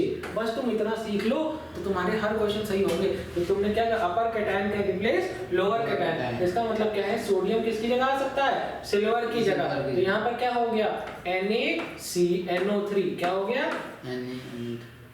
और भैया ये सिल्वर तक किसकी जगह आएगा, सोडियम की जगह, तो ये बनेगा AgCl। बन गया डन, बात समझ में आ गई? चलो यहाँ पर क्या लिखा हुआ है, तो ये अगेन सिल्वर नाइट्रेट है, पोटेशियम क्रोमेट है, और इसके बाद क्या बना है Ag3CrO4। ठीक है, कोई बहुत बड़ी बात नहीं है। यहाँ पर पढ़ते हैं आगे, यहाँ पर क्या लिखा हुआ है कि ऑक्सीडेशन और रिडक्शन। अरे बहुत आसान है, ऐसे सिखा दूँ हाँ कि बहुत मेहनत करना चाहते हो, चलो तुमको सिखा ही देता हूँ। एक जो है स्लाइड इसमें ऐड करते हैं, फिर तुमको सिखा देते हैं, बिल्कुल प्रो। एग्जाम में जाओ तो हर चीज आनी चाहिए। जब कोई पूछेगी किसने सिखाया था तो बता देना सावन सर ने सिखाया था। चलो एक चीज सिखा रहा हूँ, इसको याद रखना, तुम्हारी जिंदगी का सबसे बढ़िया काम हो जाएगा। एक चीज लिखो, लेगर। क्या लिखो loss of electron is oxidation और gain of electron is reduction. देखो सिखा दे रहा हूँ, जैसे था एक था Na, और Na से तुमने एक इलेक्ट्रॉन निकाला और ये बन गया Na+, तो ये क्या है, लॉस ऑफ इलेक्ट्रॉन, क्या है, लॉस ऑफ इलेक्ट्रॉन। तो क्या हो गया, Na न्यूट्रल है, Na 0 है, मतलब एक बात देखो, कोई भी एटम अपने एटॉमिक या मॉलिक्यूलर फॉर्म में न्यूट्रल ऑक्सीडेशन स्टेट में होता है। किसमें होता है, न्यूट्रल, इसके ऊपर कोई चार्ज नहीं होता। लेकिन यहाँ पर इसके ऊपर कितना चार्ज है, +1 चार्ज, तो 0 से +1 इज ऑक्सीडेशन। इसी तरीके से गेन ऑफ इलेक्ट्रॉन, ये क्लोरीन है, क्या है, क्लोरीन, और क्लोरीन ने एक इलेक्ट्रॉन ऐड किया और बना लिया Cl-, तो इसका क्या हुआ, गेन ऑफ इलेक्ट्रॉन, क्या हुआ, गेन ऑफ इलेक्ट्रॉन, इसको क्या कहा, रिडक्शन, क्या कहा, रिडक्शन। बात समझ में आ गई, ये समझ में आ गया, पूरी चीज समझ में आ गई। तो किसी चीज के ऊपर निगेटिव चार्ज, जैसे यहाँ पर मान लो जितना ज्यादा निगेटिव चार्ज बढ़ेगा उतना ज्यादा उसका रिडक्शन होगा, तो जितना पॉजिटिव चार्ज बढ़ेगा उतना ज्यादा उसका ऑक्सीडेशन होगा। चलो अब आते हैं अपनी पुरानी बात में, जो हम लोग को पढ़ना है, ओ से ऑक्सीडेशन, ओ से ऑक्सीजन। तो यहाँ पर भी देखो, लिख लो ऑक्सीडेशन, तो लिखो ऑक्सीडेशन, ऑक्सीडेशन का क्लासिकल थ्योरी, क्लासिकल थ्योरी क्या कहती है, एडिशन ऑफ ऑक्सीजन, क्या कहती है, एडिशन ऑफ ऑक्सीजन। किसी भी मॉलिक्यूल में अगर ऑक्सीजन ऐड हो रहा है, किसी भी एटम या मॉलिक्यूल में ऑक्सीजन ऐड हो रहा है, उसको क्या कहेंगे, ऑक्सीडेशन, या रिमूवल ऑफ हाइड्रोजन, या रिमूवल ऑफ हाइड्रोजन। कहीं से अगर हाइड्रोजन रिलीज हो रहा है तो उसको भी क्या कहेंगे, ऑक्सीडेशन। जैसे अब दूसरा क्या है, रिडक्शन, क्या कहेंगे, रिडक्शन। तो रिडक्शन का मतलब क्या होता है, addition of hydrogen, addition of hydrogen, या हम कहेंगे रिमूवल ऑफ ऑक्सीजन। ये है क्लासिकल थ्योरी। और उसके बाद जो मैंने पढ़ाया दैट इज मॉडर्न थ्योरी, क्योंकि ऑक्सीजन हर जगह नहीं लगेगा। वही NaCl वाले केस में कहाँ ऑक्सीजन लग रहा था, हाँ, Na+ में कहाँ ऑक्सीजन लग रहा था, नहीं लग रहा था, लेकिन उसका ऑक्सीडेशन हो रहा था। तो ये क्लासिकल थ्योरी है, ये सिंपल थ्योरी है, जिसमें एडिशन ऑफ ऑक्सीजन या रिमूवल ऑफ हाइड्रोजन को हम कहते हैं ऑक्सीडेशन, और वहाँ पर क्या कहते हैं, तो कहेंगे सर एडिशन ऑफ हाइड्रोजन या रिमूवल ऑफ ऑक्सीजन को कहते हैं रिडक्शन। जबकि जो मॉडर्न थ्योरी है, जो अगले पेज में मैंने आपको पढ़ाई, वो होती है leger, loss of electron is oxidation and gain of electron is reduction. उसका एग्जाम्पल ये है, ठीक है। चलो, तो यहाँ पर देखो क्या लिखा हुआ है, यहाँ पर लिखा भी है। और अब बात आती है ऐसी कि ऐसी कोई रिएक्शन जिसमें ऑक्सीडेशन भी हो और रिडक्शन भी हो, उसको क्या कहेंगे, रिडॉक्स रिएक्शन। क्या होता है, रिडॉक्स रिएक्शन। दिखाते हैं हम तुमको, यहाँ पर देखो क्या लिखा हुआ है कि अगर कोई सब्सटेंस जो है gain oxygen during the reaction, इसको क्या कहेंगे, वो मॉलिक्यूल ऑक्सीडाइज हो गया। और अगर जो है कोई सब्सटेंस है that loses electron during oxygen that is during the reaction is said to be reduced. इस बात लिखी हुई है कि अगर एक रिएक्टेंट ऑक्सीडाइज हो रहा है और दूसरा रिएक्टेंट रिड्यूस हो रहा है, इस तरीके के रिएक्शन को ऑक्सीडेशन रिडक्शन रिएक्शन या रिडॉक्स रिएक्शन कहते हैं, या रिडॉक्स रिएक्शन कहते हैं। कहते हैं कि अगर कोई substance that will gain oxygen lose hydrogen, उसको ऑक्सीडेशन कहते हैं, और अगर loss oxygen and gain hydrogen is reduction. कोई दिक्कत, सिखा दिया। चलो, यहाँ पर एक एग्जांपल है, Na2Na plus Cl2 gives 2NaCl। अब देखते हैं क्या हुआ। तो Na का 0, इस पे भी 0, ठीक है, लेकिन यहाँ पर क्या होगा, Na+ और Cl-, तो इसके ऊपर प्लस आ जाएगा, इसके ऊपर -1 आ जाएगा। तो देखो 0 से +1 क्या होगा, ऑक्सीडेशन, और 0 से -1 दैट इज रिडक्शन। तो ऐसी रिएक्शन जिसमें ऑक्सीडेशन भी हो रहा है, रिडक्शन भी हो रहा है, इसको क्या कहेंगे, रेडॉक्स रिएक्शन। ऐसी रिएक्शन रेडॉक्स रिएक्शन। दूसरा एग्जांपल है Na+O2, 2Na+O2 gives Na2O, क्या बना, Na2O। अच्छा, एक बात देखो, देख लो, ऐसे ही सीख जाओगे। Na एटॉमिक फॉर्म में कोई भी चीज होती है न्यूट्रल होती है, मॉलिक्यूलर फॉर्म में कोई चीज होती है न्यूट्रल होती है। अच्छा, NaCl का भी पूरा, NaCl का अगर पूरा चार्ज बोलो तो ये भी 0 है, लेकिन NaCl के अंदर Na के +1 में है और Cl -1 है, उसके अंदर नेट चार्ज 0 है। देखो ना, +1 -1 = 0। यहाँ पर क्या हो रहा है, Na2O, तो भैया ये यहाँ से टूटेगा, ऑक्सीजन के ऊपर 2 निगेटिव चार्ज और Na के ऊपर 1 पॉजिटिव और Na के ऊपर 1 पॉजिटिव। बात समझ में आ गई। तो यहाँ पे देखो 0 से +1, 0 से +1, और यहाँ पर 0 से -2, तो ये रिडक्शन। हाँ, क्या सिखाया था, रिडक्शन। अच्छा, addition of oxygen is oxidation. Yes sir, addition of oxygen is oxidation, ठीक है। अच्छा, तो ये तुम सीख जाओगे। अब तुम मुझसे कह सकते हो, तो Na जब ऑक्सीजन से रिएक्ट करेगा Na2O बनाएगा। लेकिन एग्जाम में क्वेश्चन पूछेगा कि ये रिडॉक्स रिएक्शन है कि नॉन रिडॉक्स है, तो आंसर है भैया ये रिडॉक्स है, क्योंकि यहाँ पर देखो यहाँ पर ऑक्सीडेशन हो रहा है और नीचे रिडक्शन हो रहा है, तो ये भी क्या है, रिडॉक्स रिएक्शन है। कैसी रिएक्शन है, रिडॉक्स। तो कभी भी तुम ये मत सोचना कि सब अभी आपने पुरानी थ्योरी में पढ़ा है कि addition of oxygen is oxidation, हाँ तो मैंने कहूंगा कि बेटा वहां पे पूरी बात तो तुमने पढ़ी नहीं, वहां पे लिखा था कि किसी भी रिएक्शन के दौरान जिस मॉलिक्यूल से ऑक्सीजन ऐड करेगा उस प्रोसेस को ऑक्सीडेशन कहेंगे, ठीक है। और net reaction is redox reaction, क्योंकि ऑक्सीजन क्या हो रहा है, मैंने बताया ना गेन ऑफ इलेक्ट्रॉन 0 से -2, 0 से +1 लॉस ऑफ इलेक्ट्रॉन। बात समझ में आ गई? चलो Na+S ये भी 0 ये भी 0, और यहाँ पर क्या बना लिया Na2S, ये -2 और ये +1, तो भैया ये हो गया और ये हो गया, this is reduction, this is oxidation, ये भी रिडॉक्स है। बात समझ में आ गई? चलिए ठीक पढ़ा रहे हैं। अच्छा ये देखो यहाँ पर क्या लिखा है, अब ये देखो ये देखो मीथेन है, मीथेन यहाँ लिखा रहा हूँ मीथेन, और इसको ऑक्सीजन के साथ रिएक्ट किया तो क्या बनाया CO2 और 2H2O दिखाते हैं। देखो 4 हाइड्रोजन है, 2 ऑक्सीजन, 2 पानी रहेगा, तो देखो 2 और 2 4, तो यहाँ पर किससे मल्टीप्लाई करोगे 2, LHS = RHS। तो यहाँ पर देखो, यहाँ पर ये आ गया -4 और इसके ऊपर आएगा +1, और यहाँ पर 0, तो यहाँ पर देखो +4 और यहाँ पर -2, तो यहाँ देखो -4 से +4, दैट इज कार्बन। देखो एडिशन मीथेन था ना, एडिशन ऑफ ऑक्सीजन और removal of hydrogen, addition of oxygen, हाँ तो क्या हो गया इसका, तो कहेंगे सर इसका ऑक्सीकरण हो गया। क्या हो गया? ऑक्सीकरण। और ये देखो ऑक्सीजन था ना, और इसमें क्या जुड़ गया, हाइड्रोजन, तो इसका क्या हो गया, रिडक्शन। क्या हो गया, रिडक्शन। तो ये भी कैसी रिएक्शन है, रिडॉक्स। कैसी है, रिडॉक्स। समझ में आ गई बात, हाँ या ना? ठीक है। कार्बन और ऑक्सीजन जब रिएक्ट करेंगे तो कार्बन डाइऑक्साइड बनेगा, ठीक है। कार्बन और ऑक्सीजन रिएक्ट करेंगे तो कार्बन डाइऑक्साइड बनेगा, मैग्नीशियम नाइट्रोजन के साथ रिएक्ट करेगा Mg3N2 बनेगा, ठीक है। ये सब एनसीईआरटी में लिखा हुआ है, जाकर के देख भी लीजिएगा, बहुत आसान है, बहुत ज्यादा आसान है। मीथेन ऑक्सीजन के साथ भी कार्बन डाइऑक्साइड और ये ऊपर कलर करा दिया, बात समझ में आ गई, हाँ या ना? चलिए अब बात आती है कोरोजन और रेंसिडिटी। चैप्टर देख लो खत्म, कहानी खत्म, 1 घंटे 1 मिनट के अंदर। तो यहाँ पर क्या लिखा है, when metal is attacked by a substance around it such as moisture, acid etcetera, it is said to be corroded and this process is called corrosion. तो भैया क्या होता है कि जब कभी भी कोई मेटल किसके कांटेक्ट में आता है, मॉइस्चर या एसिड के साथ, तो वो क्या करता है, इट विल गेट कोरोड, और इस प्रोसेस को क्या कहते हैं, कोरोजन। और यहाँ पर क्या लिखा हुआ है कि black coating on silver and, जैसे काली कहते हैं चांदी काली पड़ गई है, या कॉपर तांबे के ऊपर हरी लेयर आ जाती है, अगर आपने देखा भी होगा।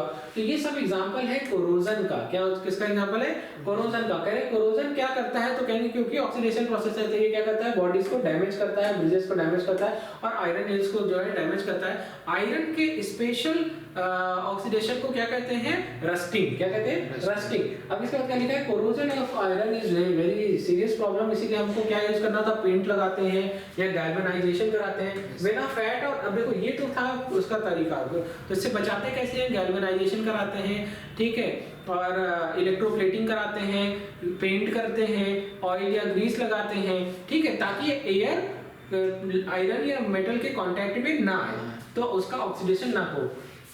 अब क्या लिखा है कि चलो ये तो बात समझ में आ रहा है, लेकिन कभी कभी तुम लोग बटर को कुछ दिन ऐसे खुला रख दो तो उसको खाओगे तो उसका टेस्ट चेंज हो जाता है। क्या हो जाता है, टेस्ट चेंज हो जाता है। इसका मतलब है कि दही भी देखो कह देते हैं खटा गई है, या दूध फट गया है, दूध का टेस्ट चेंज हो जाता है ना, तो या सब्जी खट्टा गई। कभी कभी रात की सब्जी सुबह अगर खाओ, कहीं शादी वादी में गए और उन्होंने खूब सारी सब्जियां वापस दे दी, घर ला करके खाए दूसरे दिन सुबह, क्योंकि उस दिन तो पेट भरा हुआ, सुबह खा रहे, तो थोड़ा सा गर्म करने के देखे तो देख रहे सब्जी महक गई। सुने होगा कि सब्जी महक गई है, बहुत सुना होगा। तो इसका मतलब क्या है कि जब कभी भी जो फैट या ऑयल होता है सब्जियों में, दैट आर ऑक्सीडाइज्ड, और इसी प्रोसेस को क्या कहते हैं, रेंसिडिटी। क्या कहते हैं, रेंसिडिटी। और कहते हैं तो सर वो जो पैक्ड सामान होता है वो क्यों खराब नहीं होता, तो उसमें क्या मिलाते हैं, एंटीऑक्सीडेंट। तो कह रहे हैं तो उसकी स्मेल बदल जाती है, टेस्ट बदल जाता है, और ऐसे सब्सटेंस जो कि ऑक्सीडेशन, ये प्रोसेस रेंसिडिटी का इस मेन वजह है ऑक्सीडेशन। और इस ऑक्सीडेशन को किस तरीके से रोकते हैं, बाय यूजिंग एंटीऑक्सीडेंट। एंटीऑक्सीडेंट क्या करते हैं,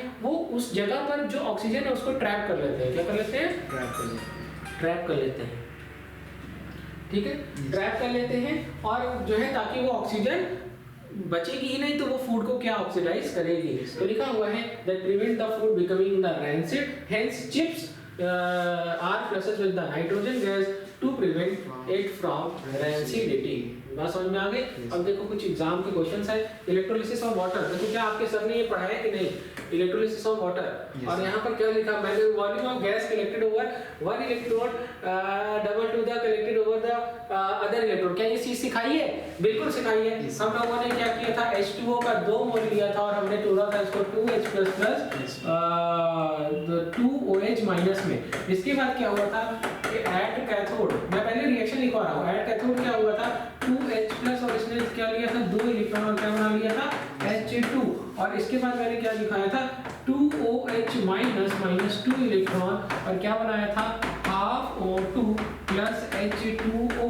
और ये देखो ये हो गया डिपॉजिट और ये हो गया। तो यहाँ पर क्या हुआ था, कैथोड इज टू एनोड, मैंने यही लिखो पूरा कराया ही था, इसीलिए यहाँ पर H2 था और यहाँ O2 था, यहाँ पर 1 था और यहाँ पर 1/2 था। तो ये रेशियो आ गया और यहाँ पर आपने ऐसे करा लिया और यहाँ पर आपने क्या किया, कैथोड एनोड को लगाया और यहाँ पर आपने लिखवा दिया ये this is anode this is cathode. यहाँ पर H2O, यहाँ पर H2 को आपने कैथोड की तरफ भेज दिया और O2 को किधर भेज दिया, एनोड की तरफ। हो गया तुम्हारा कहानी खत्म, ठीक है। देख लो लाइन से कितनी जार रिपीटेड क्वेश्चंस है। ये वो क्वेश्चन है जो one of the toughest question कहते हैं। हम लोग को तो हर चीज पता थी। इसके बाद क्या लिखा है कि कॉपर मेटल को स्ट्रिप को stress the solution of silver nitrate where what can be seen, तो कॉपर और सिल्वर नाइट्रेट AgNO3। अब ठीक है, तो लिख बे काने मुगल मंजन कर फिर कोल्ड ड्रिंक को नहीं संकोच पी, हाँ क्यों, क्यों IAG। तो कॉपर किसको रिप्लेस कर देगा, सिल्वर को। तो क्या होगा, तो यहाँ पर रहेगा CuNO3। अच्छा, कॉपर जो है वो डाईवैलेंट होता है, कॉपर डाईवैलेंट होता है, NO3 मोनोवैलेंट होता है। तो ये क्या करोगे, तो CuNO3 का होल ट्वाइस और साथ में क्या निकलेगा, 2 मोल्स ऑफ सिल्वर। यहाँ पर तुमको किससे मिलेगा, रिएक्शन हो गई बैलेंस। चलो यहाँ तक समझ में आ गया। इसके बाद आता है industrial application of reduction process. Industrial application of reduction process कहाँ पर, इन मेटलर्जी और इन प्योरिफिकेशन ऑफ किसका purification, in purification of metals during extraction from their ore, during extraction from their ore, इसी को कहते हैं मेटलर्जी। ठीक है, चलो अब बात लिखिए कि right a balance equation NaOH H2SO4। तो क्या बनाएगा, लिख बे काने मुगल मंजन कर फिर कोल्ड ड्रिंक को नहीं संकोच पी, हाँ तो सोडियम कैन रिप्लेस हाइड्रोजन, हाँ सोडियम ऊपर आता है और हाइड्रोजन नीचे आता है। तो बना Na2SO4 और साथ में H2O, कितने, 2 दिखाते हैं। ये देखो 2 है ना और ये 1 है, तो यहाँ पर 2 से मल्टीप्लाई करोगे तो यहाँ पर कितने है सोडियम हो गए, 2 सोडियम 1 सल्फ्यूरिक एसिड। तो यहाँ पर 2 OH माइनस 2 हाइड्रोजन, तभी तो H2O बनेगा 2। हाँ या ना, जल्दी इसलिए पढ़ा रहे हैं कि ताकि आपको पता चले कि कितने आसान क्वेश्चंस है, एक बार में हम लोग कर लेंगे। कह रहे हैं कि सिल्वर नाइट्रेट और सोडियम क्लोराइड को रिएक्ट कराया, AgCl बना और सोडियम नाइट्रेट बना, कोई समस्या नहीं है। तो आपको बस इतना पता होना चाहिए, कोई दिक्कत नहीं है। इसके बाद क्या लिखा है कि FeS को रिएक्ट कराया H2SO4 और हमको मिला FeSO4 और H2S, कोई दिक्कत नहीं है। तो लिखा भी हुआ है consider the above mentioned two chemical equation with 2 different kind of arrow and along with product what does these 2 different arrow indicate। अच्छा, कह रहे हैं कि जो पहले वाला जो एरो है वो ऐसे बना हुआ है, तो ये क्या इंडिकेट कर रहा है, प्रेसिपिटेट। क्या इंडिकेट कर रहा है, प्रेसिपिटेट। कह रहे हैं दूसरे वाले एरो में जो H2S है वो ऐसे जा रहा है, इसका मतलब बता रहा भैया ये गैसियस प्रोडक्ट है। कैसा, गैसियस। और ये क्या है, that will escape out। Gases product और it will escape out, answer सीधे, ठीक है। चलिए इसके बाद लिखा है right the balance of chemical reaction. अरे यार ये पीछे का रिएक्शन तो प्रेसिपिटेशन रिएक्शन का ही तो था, यही रिएक्शन वहां पे लिख दो। AgNO3 plus NaCl gives AgCl और NaNO3 characterized as precipitation reaction। तो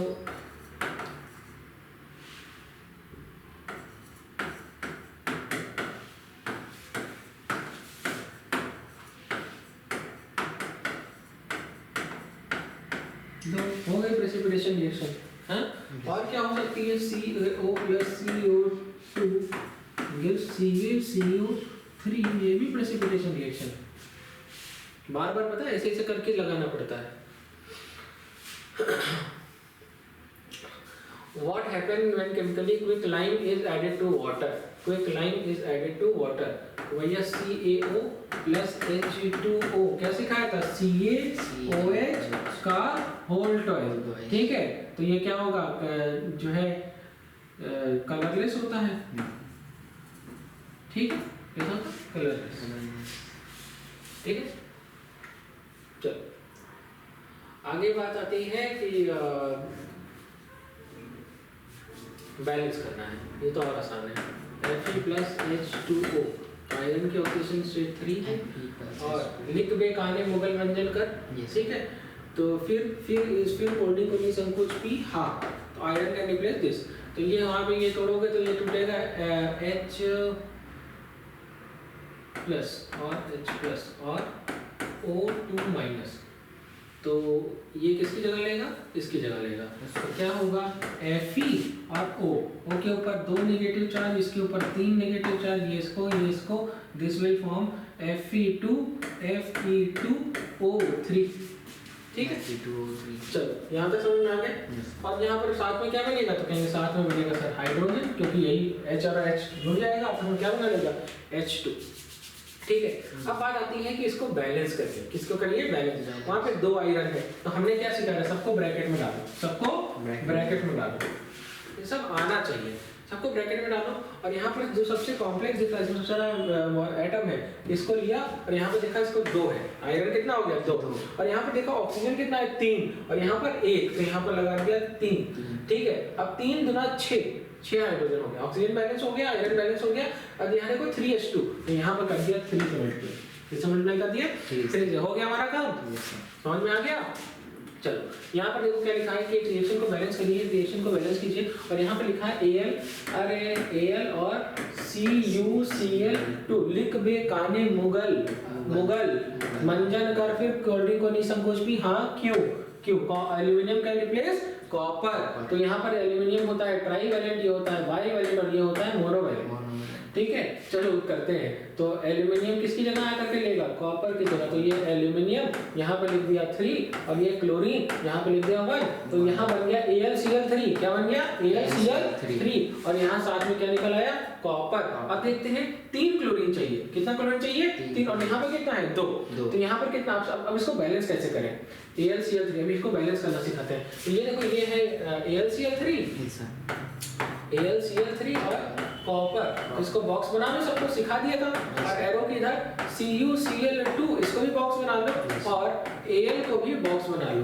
अब यहाँ पर क्या लिखा है AlCl3, 3 क्लोरीन है, कितना क्लोरीन है 3, तो यहाँ पर कितने से मल्टीप्लाई करना पड़ेगा, तुमको कितने क्लोरीन चाहिए 3, तो यहाँ पर 1.5 से तो मल्टीप्लाई नहीं कर सकते, तो तुम कितने से मल्टीप्लाई करोगे 3 से, तो 3 दूना 6, 3 दूना 6 क्लोरीन। तो 6 क्लोरीन के लिए तुमको यहाँ पर क्या करना पड़ेगा, तो कहेंगे सर 2 से मल्टीप्लाई करना पड़ेगा, किससे मल्टीप्लाई करना पड़ेगा 2 से, तो यहाँ पर 2 AlCl, तो देखो 2 3 6 हो गया।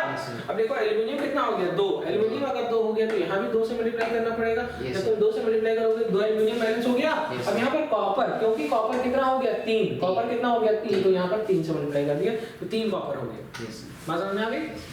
Valency is very important, valency आपको आएगी तो कभी क्वेश्चन में फंसेंगे नहीं। तो क्या कहें कि यहाँ पर देखिए क्या लिखा हुआ है कि what is essential reaction takes place, तो यहाँ पर write the essential condition when the reaction takes place. तो क्या सिखाया था, डीकंपोजिशन रिएक्शन में तो क्या करेंगे, हीट, क्या करेंगे हीट, ठीक है। और इसका एप्लीकेशन क्या है, तो भैया कह रहे हैं कि सिल्वर के प्रेसिपिटेट में लेंगे, ठीक है। इसका एप्लीकेशन सबसे पहले तो यही है। अब यहाँ पर क्या है, थोड़ा और कुछ पढ़ लेना इसके लिए, ठीक है। चलो आगे बढ़ते हैं। गाल दर्द होने लगे। ठीक है, अब इसके बाद आती है कि complete the following equation with the chemical reaction. अभी तो तुम लोग किया था, FeSO4 है तो तुम किससे मल्टीप्लाई करोगे, इसका क्या कराओगे, FeSO4 और कह रहे हैं इसको हीट किया और हमको क्या मिला, Fe2O3। कुछ याद आया? क्या बनाए थे, SO2 और SO3। ठीक है, चलो अब इसको बैलेंस कर लेना, लेकिन किससे बैलेंस होगा, 2 से। और यहाँ पर और क्या होगा, ऑक्सीजन, ऑक्सीजन। तो देखो 4 दूनी 8 ऑक्सीजन। तो यहाँ पर देख लो, गिन लो, 3 3 6 2 8। ऑक्सीजन को बैलेंस करने, ऑक्सीजन लगाने की जरूरत ही नहीं है, इसकी तो जरूरत ही नहीं है। देखो LHS इक्वल टू RHS हो गया, हाँ या ना, ठीक है। और एक और लिखा हुआ है, कह रहे हैं कि water quicklime is calcium oxide और इसके साथ वाटर ऐड किया तो क्या बनाया, calcium hydroxide, that is slate lime. Slate lime बना, क्या बना, स्लेट लाइम। ठीक है, आप कह रहा है उसकी क्वेश्चन लिख दीजिए, मैंने लिख भी दिया। ठीक है, और ये कैसा होता है, कलरलेस। कैसा होता है, कलरलेस।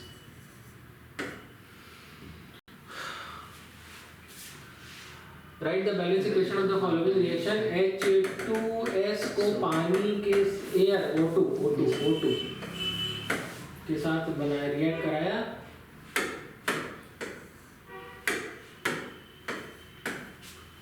तो कह रहे हैं पानी बना और सल्फर डाइऑक्साइड बना। लो बना लेते हैं, बैलेंस कर लेते हैं। तो यहाँ पर 2 ऑक्सीजन, यहाँ 3 ऑक्सीजन, ठीक है, और H2O। तो यहाँ पर ऐसा करते हैं, 3 ऑक्सीजन तो लिख नहीं सकते, तो 3 चाहिए, तो 3 से मल्टीप्लाई करोगे 6 हो गया। कितना हो गया, 6। तो इसका मतलब क्या हो गया, 6 ऑक्सीजन। तो यहाँ पर 2 4, तो यहाँ पर तुम इसको 2 से मल्टीप्लाई करो। किससे मल्टीप्लाई करो, 2। तो कितनी ऑक्सीजन बैलेंस हो गई, तो कहेंगे 4 ऑक्सीजन। कितनी ऑक्सीजन, 4 ऑक्सीजन। अब 4 ऑक्सीजन बैलेंस हो गए, ठीक है, लेकिन सल्फर कितनी हो गई, 2। तो तुम इसको मल्टीप्लाई कर दो 2 से। अब यहाँ पे देखो 4 हाइड्रोजन, ये देखो जैसे ही तुमने इसको मल्टीप्लाई किया, 2 2 जा 4 हो गया, 4 हाइड्रोजन हो गया, 4 हाइड्रोजन हो गया, 2 सल्फर 2 सल्फर 2 सल्फर। और देखो यहाँ अब ऑक्सीजन बैलेंस करो, तो 6 ऑक्सीजन है ना, तो 2 ऑक्सीजन और देखो 2 2 जा 4, 4 और 2 6 ऑक्सीजन, 4 और 2 6 ऑक्सीजन। तो क्या ये बैलेंस हो गई, बिल्कुल। इसी तरीके से क्या है, BaCl2, ठीक है, और किससे रिएक्ट किया, ZnSO4 और क्या बनाया, ZnCl2 और BaSO4। तो बैलेंस्ड ही है। देखो गिन डालो, देखो ना, 2 chlorine 2 chlorine, 1 barium 1 barium, 1 sulphate 1 sulphate, 1 zinc और 1 जिंक। रिएक्शन ऑलरेडी बैलेंस है, क्योंकि ये भी डाइवैलेंट है और ये भी डाइवैलेंट है। ठीक है, तो मुझे लगता है कि मैंने आपको बहुत अच्छे क्वेश्चंस कराए और आपको आ भी रहे हैं। तो क्या लिखा हुआ है, एक मेटल है जिसको डाइल्यूट सल्फ्यूरिक एसिड के साथ रिएक्ट कराया और गैस निकली, और इस मेटल को क्या कहते हैं, तो कह रहे हैं कि एक मेटल है Na और यहाँ H2SO4। तो यहाँ पर क्या हो गया, इस प्रोसेस को याद है कुछ, तो यहाँ पर जैसे मालूम बन गया, तो क्या हो गया, Na2SO4 और साथ में क्या निकली, हाइड्रोजन गैस लिबरेट हुई। कौन सी गैस लिबरेट की, हाइड्रोजन। तो ये कौन सी गैस है, ये हाइड्रोजन है, ठीक है। The method use for the collection of gas, तो गैस को कलेक्ट करने के लिए कौन सा मेथड हम यूज करेंगे, बताओ।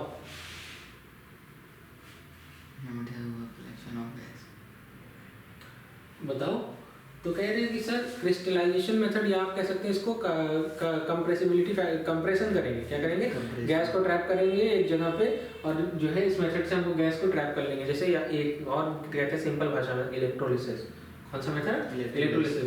इसका क्या, ये पानी में सॉल्युबल है, इनसॉल्युबल, इनसॉल्युबल। क्या है, इनसॉल्युबल। क्यों इनसॉल्युबल है, क्योंकि पानी इज पोलर और गैस इज नॉन पोलर।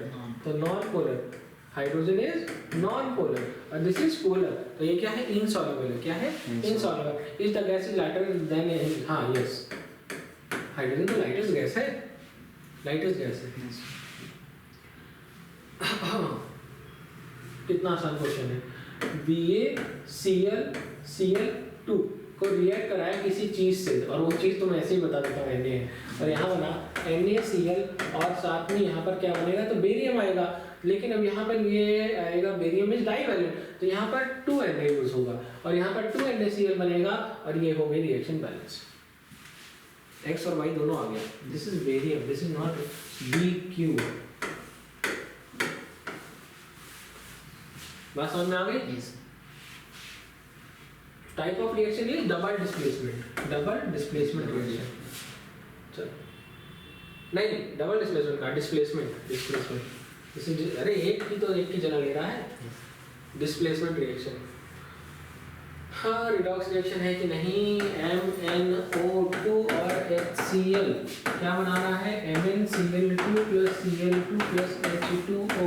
तो देखो जरा HCl -1 में था, इसमें था -1 था, और ये देखो ये 0 है, तो Cl -1 से कहाँ चला गया 0, तो -1 से 0 इज ऑक्सीडेशन। क्या हो गया ऑक्सीडेशन। इसके बाद क्या है MnO2, तो यहाँ पर Mn+4 में था और यहाँ पर MnCl2 है, ये हो गया +2 में, तो +4 से +2 दैट इज रिडक्शन। कहते हैं ना गेन ऑफ इलेक्ट्रॉन, तो 4 था पहले, 4 कम थे तो 2 ले लिए, तभी तो 2 ही कम बचे ना। जितना कम पॉजिटिव चार्ज उतना कम उसके पास इलेक्ट्रॉन लेने की उसकी जरूरत है। पहले 4 लेने की जरूरत थी, अब 2, तो गेन किया ना इलेक्ट्रॉन, तो this is reduction, this is oxidation. तो रिएक्शन कैसी है रिडॉक्स। इसी तरीके से एक और रिएक्शन है CuO plus H2 gives Cu plus H2O2। ये देखो -2 और ये देखो ऑक्सीजन यहाँ पर -1, -2 से -1 दिस इज हाइड्रोजन पेरोक्साइड। इसका स्ट्रक्चर देखोगे तो ये कुछ इस तरीके का स्ट्रक्चर बनाता है, this is hydrogen peroxide, this is +1, this is -1। अच्छा सेम स्पीशीज के बीच में इलेक्ट्रोनेगेटिविटी का डिफरेंस क्या होता है 0 होता है, इलेक्ट्रोनेगेटिविटी का डिफरेंस 0 होता है, इसकी वजह से इसके ऊपर कोई चार्ज डेवलप नहीं होगा, तो इसके ऊपर नेट चार्ज क्या आएगा -1, और इसके ऊपर इसकी ये जो है +1। क्यों? क्योंकि ये लेस इलेक्ट्रोनेगेटिव एटम है और ये है मोर इलेक्ट्रोनेगेटिव एटम, तो इलेक्ट्रॉन किधर शिफ्ट हो गया इधर, इसकी वजह से इसके ऊपर -1 चार्ज आता है, उसके ऊपर +1 चार्ज आता है। बात समझ में आ गई? चलो तो यहाँ पर देखो -1 ऑक्सीडेशन, यहाँ -2, ये 0 था और यहाँ पर देखो कॉपर +2 में था और देखो कॉपर यहाँ पर 0 में आ गया, तो +2 से 0 में आना is reduction, that is gain of electron. 2 electron gain किए तब जाकर कॉपर 0 हुआ। बात समझ में आ गई? अपने एटॉमिक फॉर्म में आने के लिए, आयनिक फॉर्म से एटॉमिक फॉर्म में आने के लिए कितने इलेक्ट्रॉन लिए होंगे इसने 2, तो gain of electron is reduction, loss of electron is oxidation. तो देखो पहले इसके बाद 2 इलेक्ट्रॉन एक्स्ट्रा थे, अब 1 इलेक्ट्रॉन एक्स्ट्रा है, इसका मतलब इसने 1 इलेक्ट्रॉन को निकाल दिया, तो इसने 1 इलेक्ट्रॉन को लूज किया, दिस इज ऑक्सीडेशन। बात समझ में आ गई? हाँ या ना? Yes sir. चलिए तो यहाँ पर क्या लिखा है कि right the balance chemical reaction AgBr और इसको सनलाइट में डाला, ठीक है, और ये क्या बनेगा Ag और Br2, तो ये 2 से मल्टीप्लाई कर दो, तो यहाँ पर 2Ag, ठीक है, हो गया। ब्रोमीन क्या होता है लिक्विड, सोडियम को पानी के साथ रिएक्ट कराया और बनाया सोडियम हाइड्रोक्साइड और साथ में Ha2, यहाँ पर 2Na 2NaOH 2 ये और ये H2, ठीक है? हाँ या ना? चलिए identify the type of reaction, तो ये वाली कौन सी है, methane oxygen combustion, PbNO3 Ki, PbI2 KNO3 double displacement, ऐसे ही दिख रहा है, CaOH2O दिस इज कॉम्बिनेशन, है ना? और ये देखो ZnSO4 CSO4 प्लस Zn, तो देखिए ये जूम करते क्या, देखिए यहाँ से जूम होता है ना,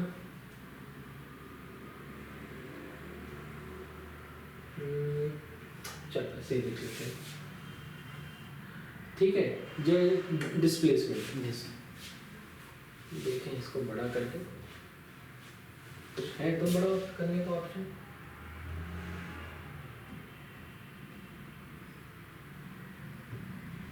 लेंस शो नहीं कर रहा ना, यस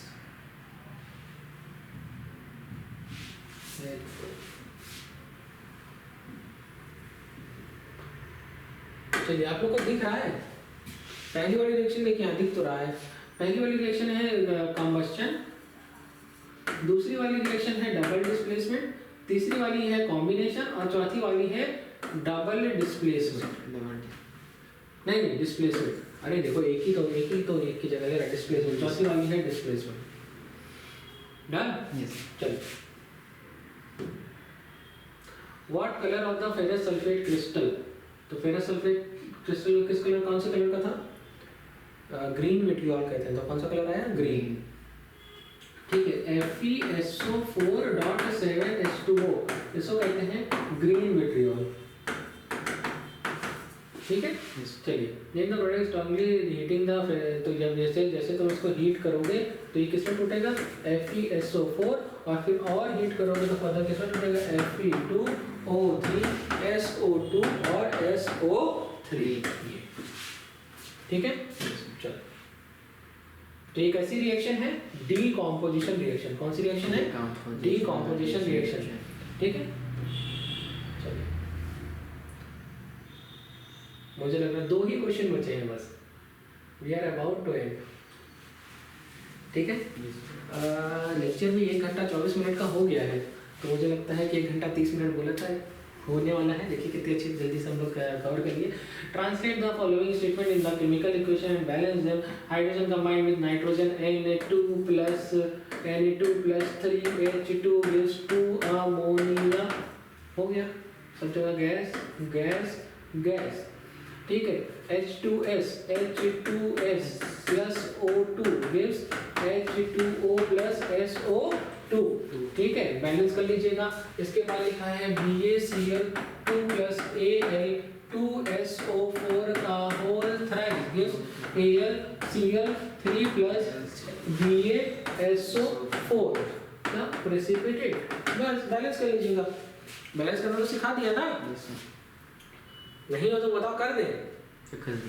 हाँ, यही बात तो मुझे सुननी थी। देखो 3 सल्फेट है तो यहाँ 3 बेरियम हो जाएगा। देखो सब मैंने बताया ना सबसे कॉम्प्लिकेटेड भी पढ़ता था, तो यहाँ पे देखा 3, यहाँ पर ये 3 देखा तो मुझे ये समझ में आ गया कि ये भी 3 होगा, और 3 गुना 6, तो मुझे ये समझ में आ गया। तो यहाँ पर 2 से मल्टीप्लाई करना पड़ेगा। किससे मल्टीप्लाई करना पड़ेगा, 2 से। किससे मल्टीप्लाई करना पड़ेगा, 2 से। दिमाग इतना तेज चलना चाहिए, दिमाग इतना तेज चलना चाहिए। ठीक है ना, मजेदार। तो अब गिन लो, देखो यहाँ पर 3 बेरियम, वहाँ 3 बेरियम, यहाँ 6 क्लोरीन, यहाँ भी 6 क्लोरीन, यहाँ 2 एल्यूमिनियम, यहाँ 2 एल्यूमिनियम, और यहाँ 3 सल्फेट, वहाँ भी 3 सल्फेट। हो गया। अच्छा, तो इसी के बाद potassium react with water will form KOH का होल ट्वाइस प्लस हाइड्रोजन। तो ये देखो पोटेशियम और HOH विद और यहाँ बनाया KOH और साथ में He2 गैस। तो यहाँ पर अगर 2 लिख दोगे, यहाँ 2 लिख दोगे, तो यहाँ 2 लिख दोगे, तो ये पूरा हो गया बैलेंस। हाँ, मजा आई। चलिए यहाँ पर क्या लिखा हुआ है, यहाँ पर क्या लिखा हुआ है कि जो एक मेटल X है उसको सॉल्ट सॉल्यूशन से ऐड किया, Y बनाया, और इस तरीके की केमिकल रिएक्शन को क्या कहते हैं, तो मुझे तो डिस्प्लेसमेंट रिएक्शन दिख रही है। हाँ, शर्ट के बदले शर्ट, X जो है Y के साथ रिएक्ट कर दिया, Y के सोल्यूशन से उसको रिप्लेस कर दिया, तो पहला वाला है डिस्प्लेसमेंट रिएक्शन। कौन सी रिएक्शन, डिस्प्लेसमेंट रिएक्शन। और दिखा mention the influence of drawing the regarding, तो कोई एक रिएक्शन लिख दो इस तरीके से, like Zn plus ZnCl2 plus Ca, CaCl2 plus Z हो गया। ठीक है, और कंक्लूजन क्या है, the reaction is displacement reaction. Okay, तो ये सारी डिटेल्स, ये हमारा एजुकेशनल सेंटर का एड्रेस, और ये मेरा वाला नंबर ये दैट इज 8808697512। इस चीज़ को मैं इसलिए बता रहा हूँ कि आप बच्चे जिनको लगता है कि आपके टीचर्स ने बहुत अच्छे तरीके से आपको पढ़ाने की कोशिश करी, प्रश्नोत्तर ऐप पर आप आकर के हमसे जो है डिटेल डिस्कशन ले सकते हैं। अदरवाइज कोई हेल्प चाहिए तो आप मेरे इस नंबर पे भी कांटेक्ट कर सकते हैं। और न्यू बैचेस के एनरोलमेंट भी शुरू हो चुके हैं, और इवन जो हमारा जो पहला बैच प्रश्नोत्तर 30 का जो पहला बैच है उसमें एडमिशन्स भी स्टार्ट हो चुके हैं। तो अगर आपको लगता है कि आपको 11th में नीट या जेई के लिए तैयारी करनी है साथ साथ में बोर्ड्स के साथ, तो हमारा फाउंडेशन बैच भी चलता है। हम डेडिकेटेड जो है बोर्ड्स बैच भी चलाते हैं, बट जो है फाउंडेशन और बोर्ड दोनों का आपको हम ट्रायल दिलवा देंगे। आप उस हिसाब से देख सकते हैं कि कौन सा बैच आपके लिए जो है सूटेबल है, उस हिसाब से आप बैच में एनरोल कर सकते हैं। बाकी यूट्यूब पे आपको ये सारे लेक्चर्स मिल जा रहे हैं। अदर इसके अलावा आपको प्रश्नोत्तर ऐप पर एक ही जगह पर ये सारे लेक्चर्स मिल जाएंगे 10th की बैच में। तो बिल्कुल लेट मत कीजिए, क्योंकि टाइम बिल्कुल नहीं बचा है, और बहुत मेहनत से तैयारी कीजिए। नेक्स्ट क्लास में मिलते हैं। Thank you. ठीक है।